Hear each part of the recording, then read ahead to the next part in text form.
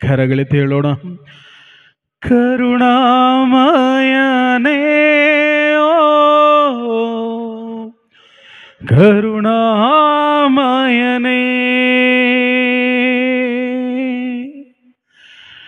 ಕರುಣಾಮಯನೇ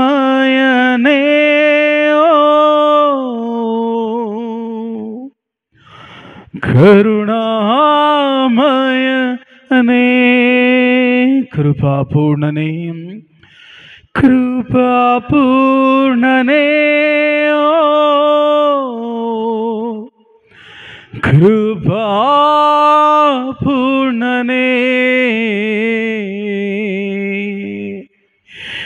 ಕೃಪಾಪೂರ್ಣನೇ ಹೋ ಕೃಪಾಪೂರ್ಣನೇ.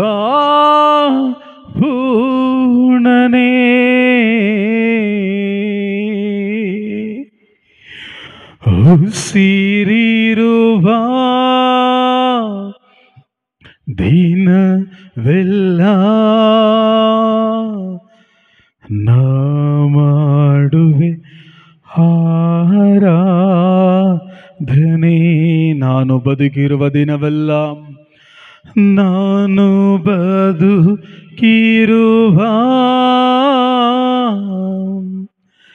ದಿನವೆಲ್ಲ ನಾ ಮಾಡುವೆ ಆರಾಧನೆ. ತಂದೆ ನಾ ಮಾಡುವೆ ಆರಾಧನೆ. ಓ ಯೇಸುವೇ ನಾ ಮಾಡುವೆ ಆರಾಧನೆ. ಆತ್ಮನೇ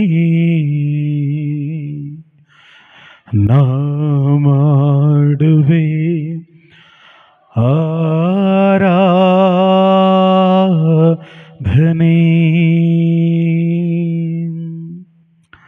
ಕಣ್ಣುಗಳು ಮುಚ್ಚೋಣ ಸಂಪೂರ್ಣವಾಗಿ.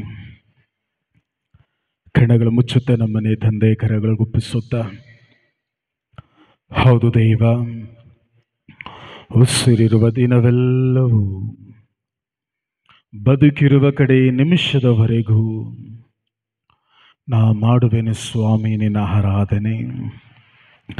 ನನ್ನ ಆರಾಧನೆಗೂ ನನ್ನ ಸ್ತುತಿಗೂ ಅರ್ಹನಾದ ಆತನು ನೀನೊಬ್ಬನೇ ದೇವ. ನಿನ್ನನ್ನೇ ಪೂರ್ಣ ಹೃದಯದಿಂದ ಸ್ತುತಿಸುವೆನು, ಮುಕ್ತ ಕಂಠದಿಂದ ಆರಾಧಿಸುವೆನು. ಮೊಣಕಾಲೂರಿ ಶಿರವಾಗುತ್ತೆ ನನ್ನನ್ನೇ ಒಪ್ಪಿಸುತ್ತಾ ನಿನಗೆ ವಿಧೇಯನಾಗುವೆನು ತಂದೆ. ಅಪ್ಪ ತಂದೆ, ವಿಶೇಷವಾಗಿ ಸಮಯದಲ್ಲಿ ಈ ಸುಸಂದರ್ಭದಲ್ಲಿ ನಿಮ್ಮ ಮಕ್ಕಳಾದ ನಮ್ಮೆಲ್ಲರನ್ನು ಕೂಡ ಒಂದುಗೂಡಿಸಿ ಸ್ವರ್ಗ ಸಾಮ್ರಾಜ್ಯದ ವಿಷಯಗಳನ್ನು ನಾವು ಪ್ರತಿಯೊಬ್ಬರೂ ಕೂಡ ಆಲಿಸಲು ಧ್ಯಾನಿಸಲು ಒಂದುಗೂಡಿಸಿರುವುದಕ್ಕಾಗಿ ಸ್ತೋತ್ರ ಸ್ವಾಮಿ. ಹೋ ಪ್ರಭು ಯೇಸುವೇ, ನೀವೇ ನುಡಿದಂತೆ ಹೇಗೂ ಸತ್ಯ ಸ್ವರೂಪನ ಆತ್ಮನು ನಿಮ್ಮ ಮೇಲೆ ಬಂದಾಗ ಅವರು ನಿಮ್ಮನ್ನು ಸಮಗ್ರ ಸತ್ಯದೆಡೆಗೆ ಮುನ್ನಡೆಸುವರೆಂಬುದಾಗಿ, ಓ ಪ್ರಭುವಿನ ಆತ್ಮರೇ, ನಮ್ಮ ಸಹಾಯಕರು, ನಮ್ಮ ಪೋಷಕರು, ನಮ್ಮ ಸಲಹಾಗಾರರು ಆದ ಪ್ರಭುವಿನ ಆತ್ಮರೇ, ಈ ಸಮಯದಲ್ಲಿ ನಮ್ಮನ್ನು ಸಂಪೂರ್ಣವಾಗಿ ನಿಮ್ಮ ಹತೋಟಿಗೆ ಒಪ್ಪಿಸುತ್ತಾ ಈ ಸಮಯದಲ್ಲಿ ದೇವ, ನಮ್ಮ ಆತ್ಮ, ಪ್ರಾಣ, ಶರೀರ, ಮನಸ್ಸು, ನನ್ನ ಸರ್ವಸ್ವವನ್ನು ಸಂಪೂರ್ಣ ನಿಮ್ಮ ಕರಗಳಿಗೆ ಒಪ್ಪಿಸುತ್ತಾ ತಂದೆ, ಈ ಸಮಯದಲ್ಲಿ ಪ್ರಭುವಿನ ಆತ್ಮರೇ, ನೀವು ಏನನ್ನು ಮಾತನಾಡಬೇಕೆಂಬುದಾಗಿ ಇಚ್ಛಿಸಿದ್ದೀರೋ ಅಂತಹ ಪ್ರತಿಯೊಂದೊಂದು ಕಾರ್ಯಗಳನ್ನು ದೈವ ನನ್ನ ನಾಲಿಗೆ ಮೇಲೆ ನಿಂತು ನೀವೇ ನುಡಿಯುವಂಥದ್ದಕ್ಕಾಗಿ ಕೋಟಿ ಕೋಟಿ ಸ್ತೋತ್ರ ಸ್ವಾಮಿ. ರಕ್ಷಕನ ನಾಮದಲ್ಲಿ, ನಜರೇತಿನ ಪ್ರಭು ಯೇಸುವಿನ ನಾಮದಲ್ಲಿ ತಂದೆ, ಸರ್ವ ಘನಮಾನ ಸ್ತುತಿ ಸ್ತೋತ್ರವನ್ನು ನಿಮ್ಮೊಬ್ಬರಿಗೆ ಒಪ್ಪಿಸುತ್ತಾ ಪೂರ್ಣ ಹೃದಯದೊಂದಿಗೆ ನಿಮಗೆ ವಂದನೆಯನ್ನು, ಸ್ತುತಿ ಸ್ತೋತ್ರವನ್ನು ಸಲ್ಲಿಸುತ್ತಾ, ನೀವು ಬಿತ್ತಲ್ಪಡುವಂಥ ಪ್ರತಿಯೊಂದು ವಾಕ್ಯಗಳಿಗಾಗಿ ನಮ್ಮ ಹೃದಯಗಳನ್ನು ತೆರೆದಿಡುತ್ತಾ, ಓ ಪವಿತ್ರಾತ್ಮರೇ, ನಮ್ಮ ಪ್ರತಿಯೊಬ್ಬೊಬ್ಬರೊಂದಿಗೆ ನೀವೇ ಮಾತನಾಡುವಂಥದ್ದಕ್ಕಾಗಿ ಸ್ತೋತ್ರ. ನೀವೇ ನಮ್ಮ ಮಧ್ಯೆ ಮಾತನಾಡುವುದಕ್ಕಾಗಿಯೂ, ನೀವು ಮಾತನಾಡಿದ ಪ್ರತಿಯೊಂದು ವಾಕ್ಯಗಳು ನಮ್ಮ ಮಧ್ಯದಲ್ಲಿ ಕಾರ್ಯ ನೆರವೇರುವಂಥದ್ದಕ್ಕಾಗಿಯೂ ಪ್ರಭು ಯೇಸು ಕ್ರಿಸ್ತರ ನಾಮದಲ್ಲಿ ಮುಂಚಿತವಾಗಿ ವಂದನೆಗಳನ್ನು, ಕೃತಜ್ಞತೆಗಳನ್ನು ಸಲ್ಲಿಸುತ್ತಾ, ರಕ್ಷಕರಾದ ಪ್ರಭು ಯೇಸು ಕ್ರಿಸ್ತರ ನಾಮದಲ್ಲಿ ಪ್ರಾರ್ಥಿಸ್ತಾ ಇದ್ದೇವೆ ನಮ್ಮ ಜೀವವುಳ್ಳ ತಂದೆಯೇ. ಹೇಳೋಣೆಲ್ಲರೂ ಜೋರಾಗಿ ಆಮೇನ್, ಆಮೇನ್, ಆಮೇನ್. ಜೋರಾಗಿ ಚಪ್ಪಾಳೆ ತಡುತ್ತಾ ತಂದೆಗೆ ವಂದನೆಯನ್ನು, ಕೃತಜ್ಞತೆಯನ್ನು ಸಲ್ಲಿಸೋಣ. Hallelujah, thank you Jesus. Okay, ಕುಳಿತುಕೊಳ್ಳೋಣ ಪ್ರತಿಯೊಬ್ಬರು.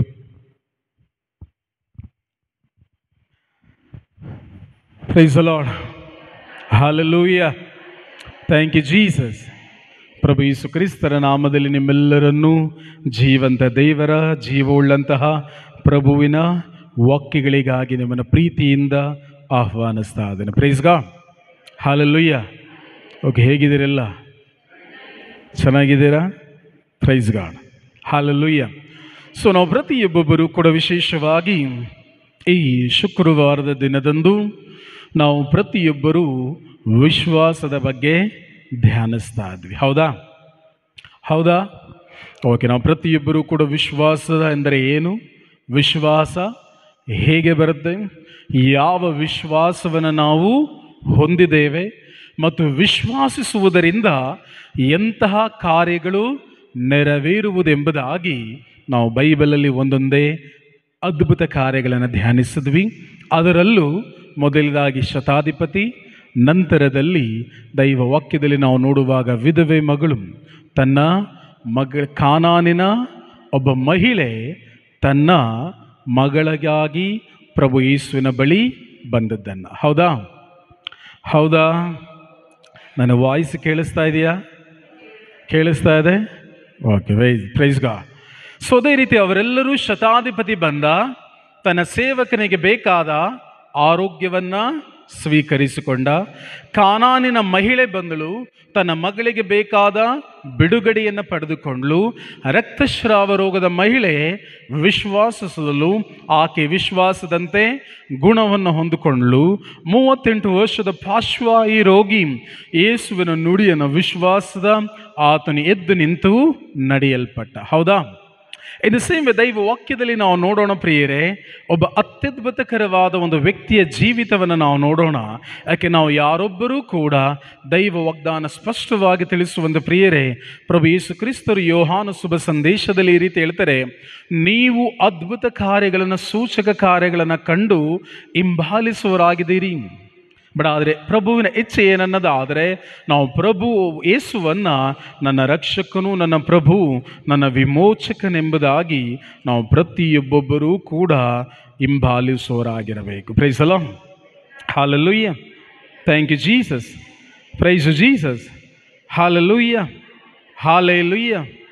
Praise the lord.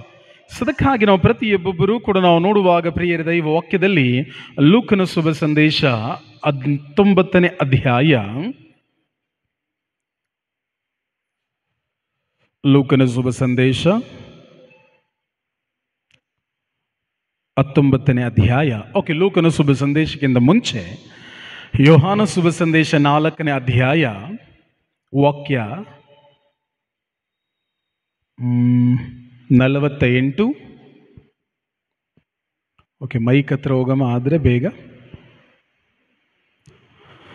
ಯೋಹಾನ ಶುಭ ಸಂದೇಶ 4ನೇ ಅಧ್ಯಾಯ ವಾಕ್ಯ 48.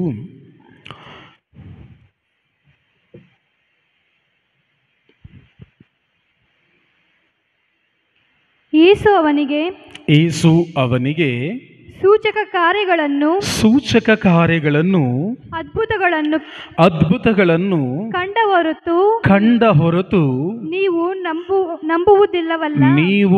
ನಂಬುವುದಿಲ್ಲವಲ್ಲ ಎಂದರು. ಏನಂತ ಹೇಳಿದ್ರೆ ಸ್ವಾಮಿ, ಯೇಸು ಅವನಿಗೆ ಸೂಚಕ ಕಾರ್ಯಗಳನ್ನು, ಅದ್ಭುತ ಕಾರ್ಯಗಳನ್ನು ಕಂಡು ಅಲ್ಲ, ಕಂಡ ಹೊರತು ನೀವು ನಂಬುವುದಿಲ್ಲವಲ್ಲ.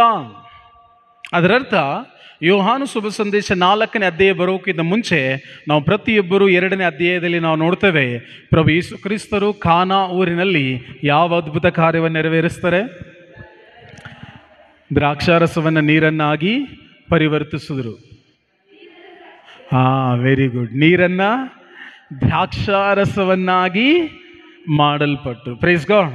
ಆ ಅದ್ಭುತ ಕಾರ್ಯಗಳನ್ನು, ಸೂಚಕ ಕಾರ್ಯವನ್ನು ಕಂಡು ಇಲ್ಲೊಬ್ಬ ಶತಾಧಿಪತಿ 4ನೇ ಅಧ್ಯಾಯದಲ್ಲಿ ಪ್ರಭು ಯೇಸುವಿನ ಬಳಿಗೆ ಓಡಿ ಬಂದಿದ್ದಾನೆ. ಗುರುವೇ, ನನ್ನ ಮಗನು ಸಾವಿನ ದವಡೆಯಲ್ಲಿದ್ದಾನೆ, ನನ್ನ ಮಗನನ್ನು ಬದುಕಿಸಬೇಕೆಂಬುದಾಗಿ ಆತನು ಬೇಡಿಕೊಳ್ಳುತ್ತಾನಾಗ ಪ್ರಭು ಯೇಸು ಕ್ರಿಸ್ತರು ಹೇಳುವಂಥದ್ದು, ಅದ್ಭುತ ಕಾರ್ಯಗಳನ್ನು, ಸೂಚಕ ಕಾರ್ಯಗಳನ್ನು ಕಂಡ ಹೊರತು ನೀವು ನನ್ನನ್ನು ನಂಬುವುದಿಲ್ಲವಲ್ಲ. ಅದರರ್ಥ ಪ್ರಿಯರೇ, ಒಬ್ಬ ಕ್ರೈಸ್ತ ವ್ಯಕ್ತಿ ಪ್ರಭುವನ್ನು ಹಿಂಬಾಲಿಸುವಂಥದ್ದು ಬರೀ ಕೇವಲ ಅದ್ಭುತ ಕಾರ್ಯಗಳು, ಸೂಚಕ ಕಾರ್ಯಗಳಿಗಾಗಿ ಅಲ್ಲ, ಬದಲಾಗಿ ನನ್ನ ಪಾಪಗಳಿಗಾಗಿ, ನನ್ನ ಶಾಪಗಳಿಗಾಗಿ, ನನ್ನನ್ನು ವಿಮೋಚಿಸಲಿಕ್ಕಾಗಿ, ನನ್ನ ಬದಲಿಯಾಗಿ ನನ್ನ ಸ್ಥಾನವನ್ನು ವಹಿಸಿಕೊಂಡಾತನು ನನ್ನ ರಕ್ಷಕನು, ನನ್ನ ವಿಮೋಚಕನೆಂಬುದಾಗಿ ಹಿಂಬಾಲಿಸೋರಾಗಿರಬೇಕು. Praise the Lord. Hallelujah, hallelujah. ಅದರ ಅರ್ಥ ಹಾಗಾದರೆ ಬ್ರದರ್, ಅದ್ಭುತ ಕಾರ್ಯಗಳೇನು? ಅದ್ಭುತ ಕಾರ್ಯಗಳು ಪ್ರಿಯರೇ, ಅವು ನಿಮಗಾಗಿ ನೇಮಿಸಲ್ಪಟ್ಟಿರುವಂಥದ್ದು. ನೀವು ಪ್ರಭುವಿನೊಂದಿಗೆ ಜೀವಿಸುವಾಗ ನಿಮ್ಮ ಜೀವನದಲ್ಲಿ ತಾನಾಗಿ ಅದ್ಭುತ ಕಾರ್ಯಗಳು ನೆರವೇರಲಿಕ್ಕೆ ಸಾಧ್ಯ. ಹಾಗಾಗಿ ನಾವು ನೋಡುವಾಗ ದೈವ ವಾಕ್ಯದಲ್ಲಿ ಪ್ರಭು ಯೇಸು ಕ್ರಿಸ್ತ ತಿಳಿಸುವಂತೆ ನಾವು ನೋಡ್ತೇವೆ ಪ್ರಿಯರೇ, ಅದ್ಭುತ ಕಾರ್ಯಗಳನ್ನು, ಸೂಚಕ ಕಾರ್ಯಗಳನ್ನು ಕಂಡಾ ಹೊರತು ನೀವು ನಂಬುವುದಿಲ್ಲವಲ್ಲ.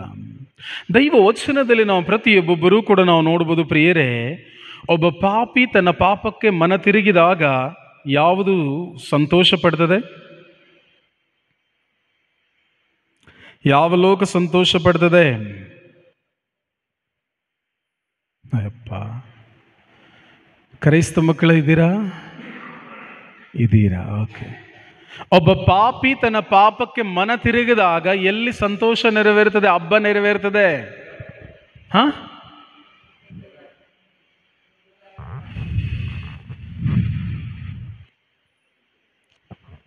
ಪ್ರಭು ಯೇಸು ಕ್ರಿಸ್ತ ದೈವ ವಾಕ್ಯದಲ್ಲಿ ಶುಭ ಸಂದೇಶದಲ್ಲಿ ಓದ್ತೇವೆ ಪ್ರಿಯರೇ, ಒಬ್ಬ ಪಾಪಿ ತನ್ನ ಪಾಪಕ್ಕೆ ಮನ ತಿರುಗಿದಾಗ ಸ್ವರ್ಗದಲ್ಲಿ ದೇವದೂತರು ಹಬ್ಬವನ್ನ, ಸಂತೋಷವನ್ನು ಪಡ್ತಾರೆ, ಕೊಂಡಾಡ್ತಾರೆ ಎಂಬುದಾಗಿ. ಹೌದು ಅಲ್ವೋ?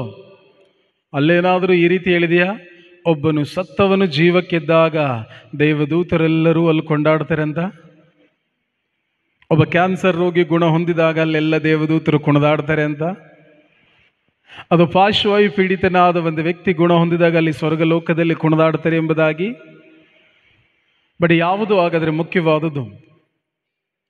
ಒಂದು ವ್ಯಕ್ತಿಯ ಪರಿವರ್ತನೆ ಬಹಳ ಮುಖ್ಯ. ಒಂದು ವ್ಯಕ್ತಿ ತನ್ನ ಜೀವಿತದಲ್ಲಿ ಅದ್ಭುತ ಕಾರ್ಯಗಳನ್ನು ಅನುಭವಿಸೋಕ್ಕಿಂತ ಮುಂಚಿತವಾಗಿ ಆತನು ತನ್ನ ಜೀವನದ ಪರಿವರ್ತನೆ ಪ್ರಿಯರೇ, ಅದು ತಂದೆಗೆ ಹೆಚ್ಚಿನದಾದಂತಹ ಆನಂದವನ್ನು ತರಲಿಕ್ಕೆ ಸಾಧ್ಯ. ಬೈಬಲ್ ದೈವ ವಾಕ್ಯದಲ್ಲಿ ನಾವು ಧ್ಯಾನಿಸುವಾಗ ಪ್ರಿಯರೇ, ದೊಡ್ಡ ದೊಡ್ಡ ರೋಗದಿಂದ ಗುಣ ಹೊಂದಿರುವವರನ್ನ, ಆಗ ತಾನೇ ಸತ್ತಂತಹ ಮಗಳು, ಉಣಲಿಕ್ಕೆ ಹೋಗುತ್ತಿದ್ದಂಥ ವಿಧವೆಯ ಮಗ, ಸತ್ತು 4 ದಿನಗಳಾದಂಥ ಲಾಜರನು, ಜೀವಕ್ಕೆ ಬಂದಂಥ ಕಾರ್ಯವನ್ನು ನೋಡ್ತೇವೆ. ಬಟ್ ಖಂಡಿತವಾಗಿ ದೇವರು ತನ್ನ ಮಕ್ಕಳು ರೋಗದಿಂದ ಬಿಡುಗಡೆ ಆಗುವುದನ್ನು ಇಚ್ಛಿಸ್ತಾರೆ. ಅದೇ ರೀತಿ ಅವರು ರೋಗವನ್ನು ಗುಣಪಡಿಸುವವರಾಗಿದ್ದಾರೆ. ರೋಗದಲ್ಲಿ ತನ್ನ ಮಕ್ಕಳು ಜೀವಿಸುವುದನ್ನು ದೇವರು ಎಂದಿಗೂ ಕೂಡ ಇಚ್ಛಿಸೋದಿಲ್ಲ. ಬಟ್ ಆದರೆ ಅಕಾರ್ಡಿಂಗ್ ಟು ದೈವ ವಾಕ್ಯದಲ್ಲಿ ನಾವು ಧ್ಯಾನಿಸುವಂಥ ಪ್ರಿಯರೇ, ಒಬ್ಬನು ತನ್ನ ಪಾಪಕ್ಕೆ ಪಶ್ಚಾತ್ತಾಪಪಟ್ಟು ದೇವರ ಕಡೆ ತಿರುಗುವಾಗ ಅದು ಸ್ವರ್ಗವು ಆನಂದಿಸುವ ಸಮಯ. Praise the Lord. ಹಲ್ಲೆಲೂಯಾ. ಅದರ ಅರ್ಥ ಒಂದು ವ್ಯಕ್ತಿಯ ಮನ ಪರಿವರ್ತನೆ ಬಹಳ ಮುಖ್ಯವಾದುದು. ಎಷ್ಟರ ಮಟ್ಟಿಗೆ?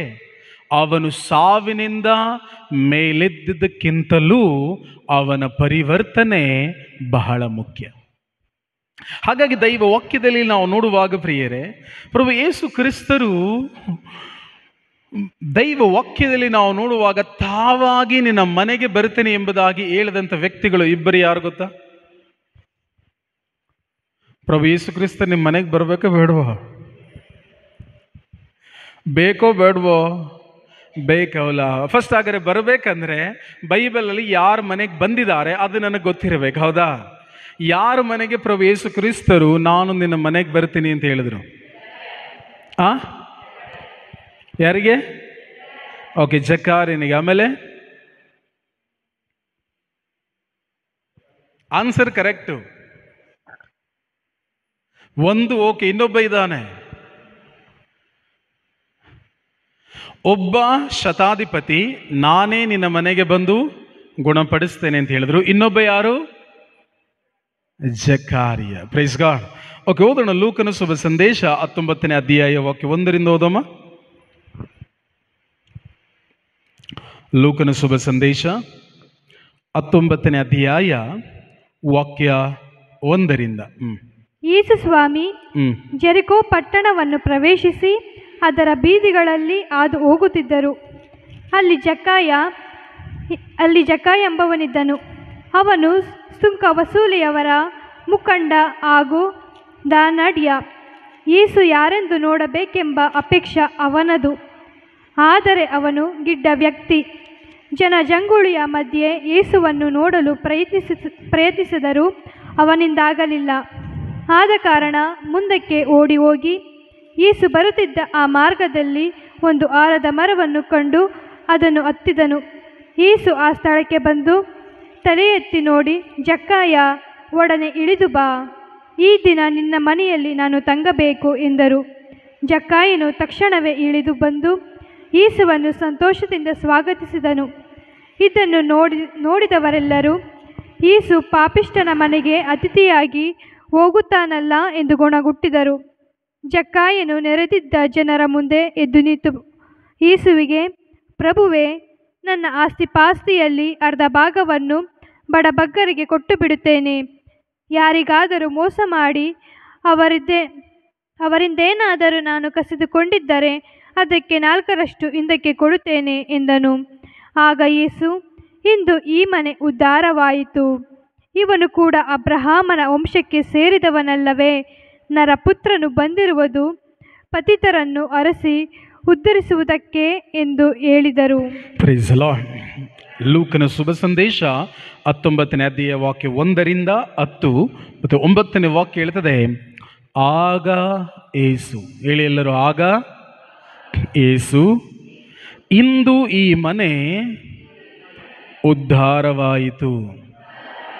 ನಮ್ಮ ಮನೆಗಳು ಉದ್ಧಾರ ಆಗಬೇಕಾ? ಉದ್ಧಾರ ಆಗ್ಬೇಕಾ ಬೇಡವೋ?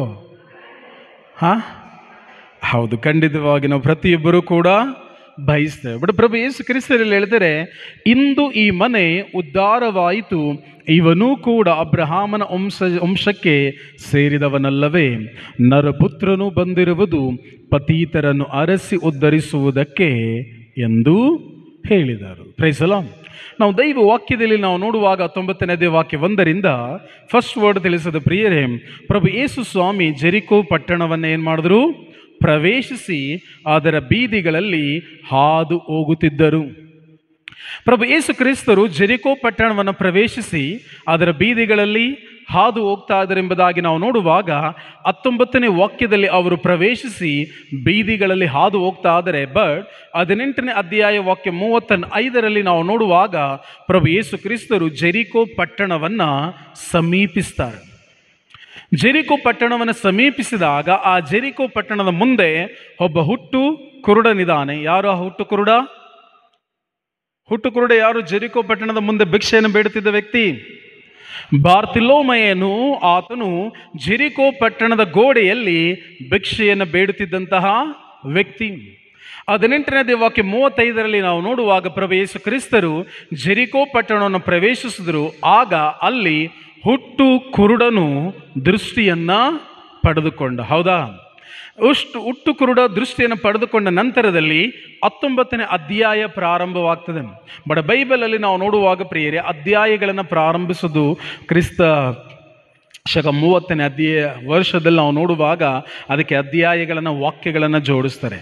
ಬಟ್ ಅದನ್ನು ನಾವು ಕಂಟಿನ್ಯೂಸ್ ನೋಡುವಾಗ ಪ್ರಭು ಯೇಸು ಕ್ರಿಸ್ತರು ಜೆರಿಕೋ ಪಟ್ಟಣವನ್ನು ಪ್ರವೇಶಿಸುವಾಗ ಹುಟ್ಟು ಕುರುಡನಿಗೆ ಕಣ್ಣನ್ನು ದೃಷ್ಟಿಯನ್ನು ಕೊಟ್ಟರು. ಜೆರಿಕೋ ಪಟ್ಟಣವನ್ನು ಪ್ರವೇಶಿಸಿ ಹಾದಿಯಲ್ಲಿ ಹೋಗುವಾಗ ಇನ್ನೊಬ್ಬನ ಕಣ್ಣುಗಳನ್ನು ತೆರೆಯಲ್ಪಟ್ಟರು. ಒಬ್ಬ ವ್ಯಕ್ತಿ ಶಾರೀರಿಕವಾದ ಅಂಧತ್ವದಿಂದ ಬಿಡುಗಡೆನ ಹೊಂದಿದ. ಶಾರೀರಿಕವಾಗಿ ಅಂಧತ್ವದಿಂದ ಬಿಡುಗಡೆಯಾಗಿ ದೃಷ್ಟಿಯನ್ನು ಪಡೆದುಕೊಂಡ. ಬಟ್ ಆದರೆ ಇನ್ನೊಬ್ಬ ವ್ಯಕ್ತಿ ಶಾರೀರಿಕವಾದ ಅಂಧತ್ವದಿಂದಲ್ಲ, ಆತ್ಮೀಕವಾದ ಕುರುಡುತನದಿಂದ ಬಿಡುಗಡೆ ಹೊಂದಿ ಆತನು ಆತ್ಮೀಕವಾದ ಬೆಳಕನ್ನು ಕಂಡುಕೊಂಡ. ಒಂದು ಫಿಸಿಕಲ್, ಇನ್ನೊಂದು ಸ್ಪಿರಿಚುವಲ್. ದೈವ ವಾಕ್ಯದಲ್ಲಿ ನಾವು ನೋಡುವಂತೆ ಜೆರಿಕೋವಿನ ಗೋಡೆಯ ಪಕ್ಕದಲ್ಲಿದ್ದಂತಹ ಹುಟ್ಟು ಕುರುಡನಾದಂತಹ ಬಾರ್ತಿಲೋಮೆಯನು ಶಾರೀರಿಕ ಅಂಧತ್ವದಿಂದ ಬಿಡುಗಡೆನ ಹೊಂದಿದ. ಬಟ್ ಜೆರಿಕೋವಿನ ಆದಿಯಲ್ಲಿ ಹೋಗುತ್ತಿದ್ದಾಗ ಪ್ರಭು ಯೇಸುವನ್ನು ಭೇಟಿಯಾದ ಜಕ್ಕಾರಿಯನು ಆತ್ಮೀಕತೆಯ ಕುರುಡತ್ವದಿಂದ ಬಿಡುಗಡೆ ಹೊಂದಿದ. ಇನ್ ದ ಸೇಮ್ ವೇ ಪ್ರಿಯರೇ, ಒಂದು ವ್ಯಕ್ತಿಗೆ ಶಾರೀರಿಕವಾದ ಬಿಡುಗಡೆಗಿಂತ ಆತ್ಮೀಕವಾದ ಬಿಡುಗಡೆ ಬಹು ಅಗತ್ಯಕರ. ಯಾಕೆಂದರೆ ಆತ್ಮೀಕಕರವಾದ ಬಿಡುಗಡೆಯು ಅವನ ಜೀವನದಲ್ಲಿ ಶಾರೀರಿಕ ಬೇಕಾದ ಎಲ್ಲವನ್ನ ಒದಗಿಸುವಂಥದ್ದು, ಪೂರೈಸುವಂಥದ್ದಾಗಿದೆ. ಸದಕಲ್ಲಿ ತಿಳಿಸುವಂತೆ ಯೇಸು ಸ್ವಾಮಿ ಜೆರಿಕೋ ಪಟ್ಟಣವನ್ನು ಪ್ರವೇಶಿಸಿ ಅದರ ಬೀದಿಗಳಲ್ಲಿ ಹಾದು ಹೋಗುತ್ತಿದ್ದರು. ಈಗ ಹುಟ್ಟು ಕುರುಡ ಬಾರ್ತಿಲೋಮೆಯನಿಗೆ ಪ್ರಭು ಯೇಸು ಕ್ರಿಸ್ತರು ಏನು ಮಾಡಿದ್ದಾರೆ?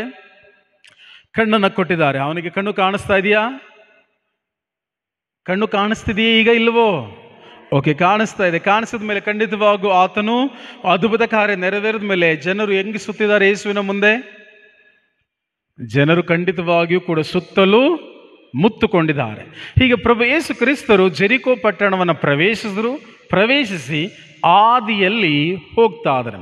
ಮುಂದೆ ಹೇಳ್ತದೆ, ನಗರವನ್ನು ಪ್ರದೇಶಿಸಿ ಅದರ ಬೀದಿಗಳಲ್ಲಿ ಹಾದು ಹೋಗುತ್ತಿದ್ದರು. ಅಲ್ಲಿ ಜಕ್ಕಾಯ ಎಂಬುವನಿದ್ದ. ಅವನು ಸುಂಕ ವಸೂಲಿಯವರ ಮುಖಂಡ ಹಾಗೂ ಧನಾಢ್ಯ. ಆತನ ಹೆಸರೇನು? ಜಕ್ಕಾಯ. ಅವನ ಕೆಲಸ ಏನು? ಸುಂಕ ವಸೂಲಿ ಮಾಡೋದು ಮಾತ್ರ ಅಲ್ಲ, ಸುಂಕ ವಸೂಲಿಗಾರರಿಗೆ ಮುಖಂಡ ಅವನು. ಮುಖಂಡ ಅಂದರೆ ಯಾರೆಲ್ಲ ಸುಂಕ ವಸೂಲಿಯನ್ನು ಮಾಡ್ತಾರೋ ಅಂತ ಎಲ್ಲ ಸುಂಕ ವಸೂಲಿ ಮಾಡುವಂಥವರಿಗೆ ಇವನೇ ಲೀಡರ್. ಸುಂಕ ವಸೂಲಿಗಾರ ಪ್ರಿಯರೇ, ಬಟ್ ದೈವ ವಾಕ್ಯದಲ್ಲಿ ನಾವು ನೋಡ್ತೇವೆ, ಸುಂಕ ವಸೂಲಿಗಾರರು ಯಹೂದ್ಯರ ಪ್ರಕಾರ ಅವರು ಪಾಪಿಗಳೆಂಬುದಾಗಿ. ಜಕ್ಕಾಯನು ಯಹೂದ್ಯನೇ. ಯಾಕೆಂದರೆ ನಾವು ಕಡೆಯ 9ನೇ ವಾಕ್ಯದಲ್ಲಿ ನೋಡ್ತೇವೆ, ಇವನು ಕೂಡ ಅಬ್ರಹಾಮನ ವಂಶಕ್ಕೆ ಸೇರಿದವನಲ್ಲವೇ? ಯಾರು ಹೇಳುವಂಥದ್ದು? ಪ್ರಭು ಏಸು. ಹಾಗಾದರೆ ಜಕ್ಕಾಯನು ಯಾರು? ಜಕ್ಕಾಯನು ಕೂಡ ಆತನು ಯಹೂದ್ಯನೇ. ಬಟ್ ಯಹೂದ್ಯನಾಗಿದ್ದು ಅವನು ಸುಂಕ ವಸೂಲಿಯನ್ನು ಮಾಡುವ ಮುಖಂಡನಾಗಿದ್ದಾನೆ. ಸುಂಕ ವಸೂಲಿ ಹೇಗೆ ನಡೀತಾ ಇತ್ತು ಅಂದರೆ ಪ್ರಿಯರೇ, ಪ್ರಭು ಯೇಸು ಜನಿಸಿದ ಸಂದರ್ಭದಲ್ಲೂ ಕೂಡ ರೋಮನರು ಆಳ್ವಿಕೆಯನ್ನು ನಡೆಸ್ತಾ ಇದ್ರು. ಅವರ ಆಳ್ವಿಕೆ ನಡೆಸುವಾಗ ಪ್ರತಿಯೊಬ್ಬರು ವರ್ಷಕ್ಕೆ ಇಂತಿಷ್ಟು ಶುಂಕವನ್ನು ಕಟ್ಟಬೇಕೆಂಬುದಾಗಿ ಅನೌನ್ಸ್ ಮಾಡ್ತಿದ್ರು. ಬಟ್ ಆದರೆ ಅವರು ಎಲ್ಲರ ಮನೆಗೆ ಬರ್ತಿರಲಿಲ್ಲ, ಎಲ್ಲರ ಮನೆಗೆ ಬರ್ತಾ ಇರಲಿಲ್ಲ. ಬದಲಾಗಿ ಒಂದೊಂದು ಊರಿನಲ್ಲಿ ಒಬ್ಬೊಬ್ಬರು ಇನ್ಚಾರ್ಜ್ ಆಗ್ತಿದ್ರು. ಅದರರ್ಥ ರೋಮನರಿಗೆ ಒಂದಷ್ಟು ದುಡ್ಡನ್ನು ಒಂದು ವ್ಯಕ್ತಿ ಕೊಟ್ಟುಬಿಟ್ಟು ಅಷ್ಟು ಊರುಗಳನ್ನು ಅವನು ತೆಗೆದುಕೊಳ್ತಿದ್ದ, ಅಷ್ಟನ್ನು ಕಲೆಕ್ಟ್ ಮಾಡಿ ಅವನು ಇಟ್ಟುಕೊಳ್ತಿದ್ದ. ಬಟ್ ಅವರು ಹೇಗೆ, ಯಹೂದ್ಯರು ಯಾಕೆ ಅವರನ್ನು ಪಾಪಿಸ್ಟರು ಅಂತ ಹೇಳ್ತಾ ಇದ್ರು ಅಂದರೆ, ಅವರು ರೋಮನರಿಗೆ ಸ್ವಲ್ಪವನ್ನು ಕೊಡ್ತಿದ್ರು, ಜನರಿಂದ ಜಾಸ್ತಿ ಸುಲಿಗೆ ಮಾಡ್ತಿದ್ರು. ಜನರಿಂದ ಜಾಸ್ತಿ ಸುಲಿಗೆಯನ್ನು ಮಾಡಿ ರೋಮನರಿಗೆ ಸ್ವಲ್ಪ ಇಂತಿಷ್ಟು ಸುಂಕ ಎಂಬುದಾಗಿ ಕಟ್ತಿದ್ರು. ಹಾಗಾಗಿ ಸುಂಕ ವಸೂಲಿಗಾರರನ್ನ ಸ್ವತಃ ಯಹೂದ್ಯರೇ ಪಾಪಿಸ್ಟರೆಂಬುದಾಗಿ ಕರೀತಾ ಇದ್ರು. ಅದಕ್ಕಾಗಿ ಬೈಬಲಲ್ಲಿ ನಾವು ಧ್ಯಾನಿಸುವಾಗ ಇಬ್ಬರು ಪ್ರಾರ್ಥನೆಯನ್ನು ಮಾಡಲಿಕ್ಕೆ ಎಲ್ಲಿಗೆ ಹೋಗ್ತಾರೆ? ದೇವರ ಆಲಯದ ಹೊರಗ. ಓಕೆ, ದೇವರ ಆಲಯದ ಒಳಗೆ ಬರ್ತಾರೆ. ನೀವು ನೋಡ್ಬೋದು, ಒಳಗೆ ಬಂದಂಥ ವ್ಯಕ್ತಿ ಯಾರು? ಫರಿಸಾಯನು. ಫರಿಸಾಯಿ ಎಲ್ಲಿಗೆ ಬರ್ತಾನೆ? ಒಳಗಡೆ ಬರ್ತಾನೆ. ಸುಂಕದವನು ಎಲ್ಲಿ ನಿಂತುಕೊಳ್ತಾನೆ? ಬಾಗಿಲ ಬಳಿಯಲ್ಲಿ ನಿಂತುಕೊಳ್ತಾನೆ. ಸದಕ್ಕೆ ಒಮ್ಮೆ ಫಾದರ್ ಪ್ರಸಂಗದಲ್ಲಿ ಹೇಳ್ತಾ ಇದ್ರು, ಒಂದು ವ್ಯಕ್ತಿ ಯಾವಾಗ ಬಂದರೂ ಬಾಗಿಲತ್ರನೇ ನಿಂತುಕೊಳ್ಳೋದಂತೆ.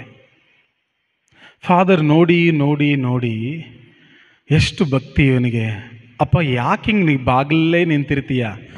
ಒಳಗಡೆ ಜಾಗ ಇದೆ, ಬಂದು ಕೂತ್ಕೋ ಅಂತ ಹೇಳಿದ್ರು. ಆ ವ್ಯಕ್ತಿ ಏನು ಹೇಳ್ದ ಗೊತ್ತಾ ಅದಕ್ಕೆ? ಫಾದರ್, ನಿಮಗೆ ಗೊತ್ತಿಲ್ವಾ, ದೇವರು ಯಾರು ಪ್ರಾರ್ಥನೆಗೆ ಉತ್ತರ ಕೊಟ್ಟದ್ದು? ಯಾರ ಪ್ರಾರ್ಥನೆಗೆ ಉತ್ತರ ಕೊಟ್ಟದ್ದು? ಫರಿಸಾಯನಿಗ, ಸುಂಕದವನಿಗ? ಸುಂಕದವನೆಲ್ಲಿದ್ದ? ನಾನು ಅದಕ್ಕೆ ಬಾಗ್ಲತ್ರ ಇದ್ದೀನಿ. ಅದಕ್ಕೆ ಬೈಬಲನ್ನು ಓದಿ ನಮಗೆ ಹಿಂಗೆ ಬೇಕಂಗೆ ತೆಗೆದುಕೊಳ್ಳೋದಲ್ಲ. ಸುಂಕ ವಸೂಲಿಗಾರನು ಬಾಗಿಲ ಬಳಿ ನಿಂತಿದ್ದಕ್ಕೆ ಅವನು ಪ್ರಾರ್ಥನೆಗೆ ಉತ್ತರ ಬರಲಿಲ್ಲ. ಅವನು ತಾನು ಎಂಥವನೆಂಬುದಾಗಿ ತಿಳಿದುಕೊಂಡು ತನ್ನ ಪಾಪಕ್ಕೆ ಪಶ್ಚಾತ್ತಾಪ ಪಟ್ಟಿದ್ದರಿಂದ ಅವನ ಪ್ರಾರ್ಥನೆಗೆ ಸದುತ್ತರ ಬಂದಿದ್ದು. ಬಟ್ ನಾವು ತಿಳ್ಕೊಳ್ಳೋದೇನಂತ, ಬಾಗ್ಲತ್ರ ಇದ್ರು, ಅದಕ್ಕೆ ಅವನು ಆನ್ಸರ್ ಬಂತು. 5 ಗಂಟೆಗೆ ಎದ್ದು ಪ್ರೇಯರ್ ಮಾಡಿದ್ರು, ಯಾರೋ ಸಾಕ್ಷಿ ಹೇಳಿದ್ರು, ನಾನು 5 ಗಂಟೆಗೆ ಎದ್ದು ಪ್ರೇಯರ್ ಮಾಡ್ತಿದ್ದೆ, ನಾನು 5 ಗಂಟೆಗೆದ್ದು ಪ್ರೇಯರ್ ಮಾಡ್ತೇನೆ.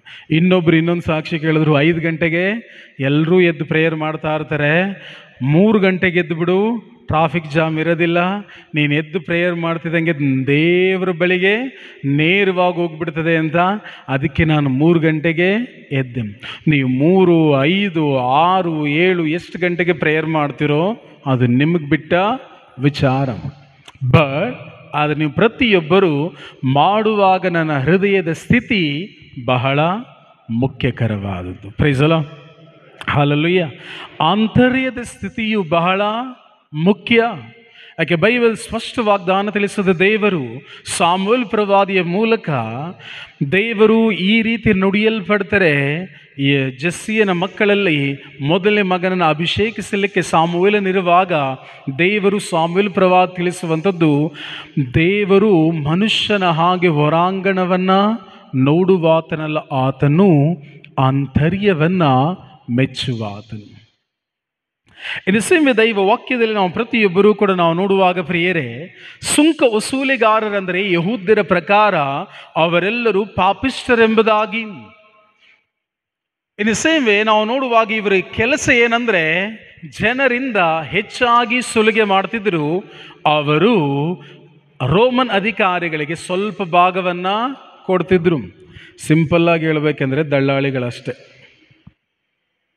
ನಿಮಗೆ ಸಿಂಪಲ್ಲಾಗಿ ಹೇಳ್ಬೇಕಂದ್ರೆ ಮಧ್ಯವರ್ತಿಗಳು ನಿಮ್ಮಿಂದ ಕಮ್ಮಿಗೆ ತಗೊಂಡು ನಿಮ್ಮದನ್ನೇ ನಿಮ್ಮ ಕಣ್ಣೆದುರುಗಡೆನೆ ಜಾಸ್ತಿ ಮಾಡಿದ್ರೆ ನಿಮ್ಗನ್ಸುತ್ತೋ ಆಗ ನಾವೇ ಮಾಡ್ಬೋದಲ್ಲ. ಹಂಗೆ ಇನ್ನು ಸೇಮ್ ಸುಂಕ ವಸೂಲಿಗಾರರು ಅಷ್ಟೇ ಜನರಿಂದ ಹೆಚ್ಚಾಗಿ ಕಸಿದುಕೊಳ್ತಿದ್ರು. ಅಲ್ಲಿ ರೋಮನರಿಗೆ ವರ್ಷಕ್ಕೆ ಇಂತಿಷ್ಟು ಎಂಬುದಾಗಿ ಕಟ್ತಿದ್ರು. ಹಾಗಾಗಿ ಪ್ರಿಯರೇ, ಮುಂದೆ ನೀವು ನೋಡುವಾಗ ಇವನು ಸುಂಕ ವಸೂಲಿಗಾರನಲ್ಲ, ಸುಂಕ ವಸೂಲಿಗಾರರಿಗೆ ಮುಖಂಡನು. ನೀವು ನೋಡ್ಬೋದು, ಪ್ರಭು ಯೇಸು ಕ್ರಿಸ್ತರು ಕರೆದಂಥ 12 ಜನ ಶಿಷ್ಯರಲ್ಲಿ ಇನ್ನೊಬ್ಬ ಸುಂಕ ವಸೂಲಿಗಾರನಿದ್ದಾನೆ. ಯಾರಾತ? ಮತ್ತಾಯನು. ಆತನೇನು ಮಾಡ್ತಿರ್ತಾನೆ? ಪ್ರಭು ಯೇಸು ಕರೆದಾಗ ಉಕ್ಕಡದಲ್ಲಿ ಕುಳಿತುಕೊಂಡು ಸುಂಕ ವಸೂಲಿಯನ್ನ ಮಾಡ್ತಿರ್ತಾನೆ. ಬಟ್ ಇವನು ಮತ್ತಾಯನು ಸುಂಕ ವಸೂಲಿಗಾರ. ಬಟ್ ಜಕ್ಕಾಯ ಸುಂಕ ವಸೂಲಿಗಾರನಲ್ಲ, ಸುಂಕ ವಸೂಲಿಗಾರರಿಗೆ ಆತನ ಮುಖಂಡ. ಅಷ್ಟು ಮಾತ್ರವಲ್ಲ ಪ್ರಿಯರೇ, ಹಾಗೂ ಧನಾಢ್ಯ ವ್ಯಕ್ತಿ. ಹೇಳಿ ಎಲ್ಲರೂ, ಹಾಗೂ ಧನಾಢ್ಯ ವ್ಯಕ್ತಿ. ಹೆಂಗೆ ಇವನು ಧನಾಢ್ಯ ವ್ಯಕ್ತಿ ಆಗಿದ್ದಾನೆ? ಹೇಗೆ ಧನಾಢ್ಯ ವ್ಯಕ್ತಿ ಆಗಿದ್ದಾನೆ? ಇನ್ನೊಬ್ಬರಿಂದ ಹೆಚ್ಚಾಗಿ ಕಸಿದುಕೊಂಡು.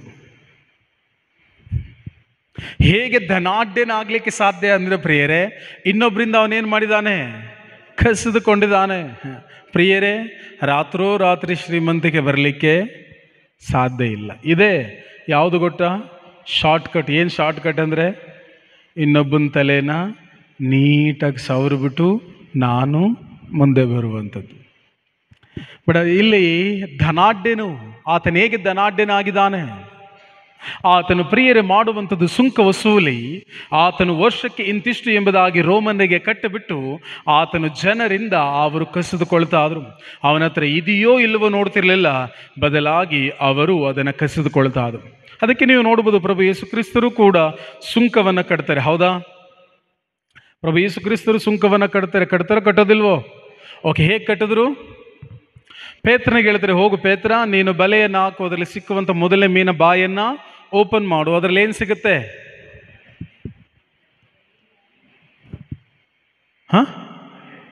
ನಾಣ್ಯ ಸಿಗುತ್ತೆ. ನಾಣ್ಯನೇನು ಮಾಡು?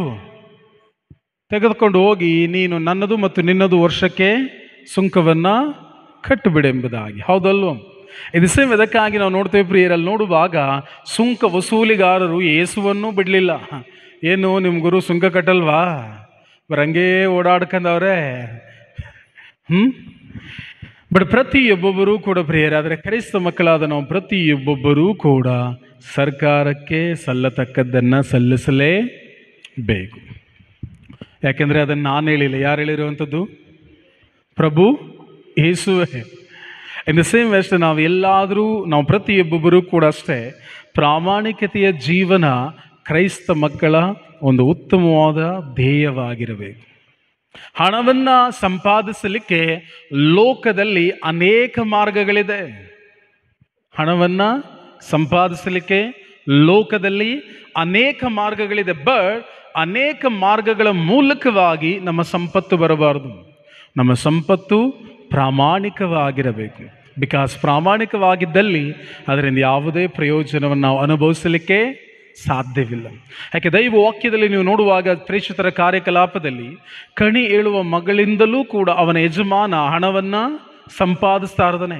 ಕೆಟ್ಟದರಿಂದಲೂ ಹಣವನ್ನು ಸಂಪಾದಿಸ್ಬೋದು, ಒಳ್ಳೆಯದರಿಂದಲೂ ಹಣವನ್ನು ಸಂಪಾದಿಸ್ಬೋದು. ಬಟ್ ಒಳ್ಳೆಯದರಿಂದ ಹೆಚ್ಚನ್ನು ಸಂಪಾದಿಸಲಿಕ್ಕೆ ಸಾಧ್ಯ ಇಲ್ಲ, ಕೆಟ್ಟದರಿಂದ ಹೆಚ್ಚಾಗಿ ಸಂಪಾದಿಸ್ಬೋದು. ಅದಕ್ಕೆ ಜನರಿಗೆ ಯಾವ ಮಾರ್ಗ ಈಜಿ,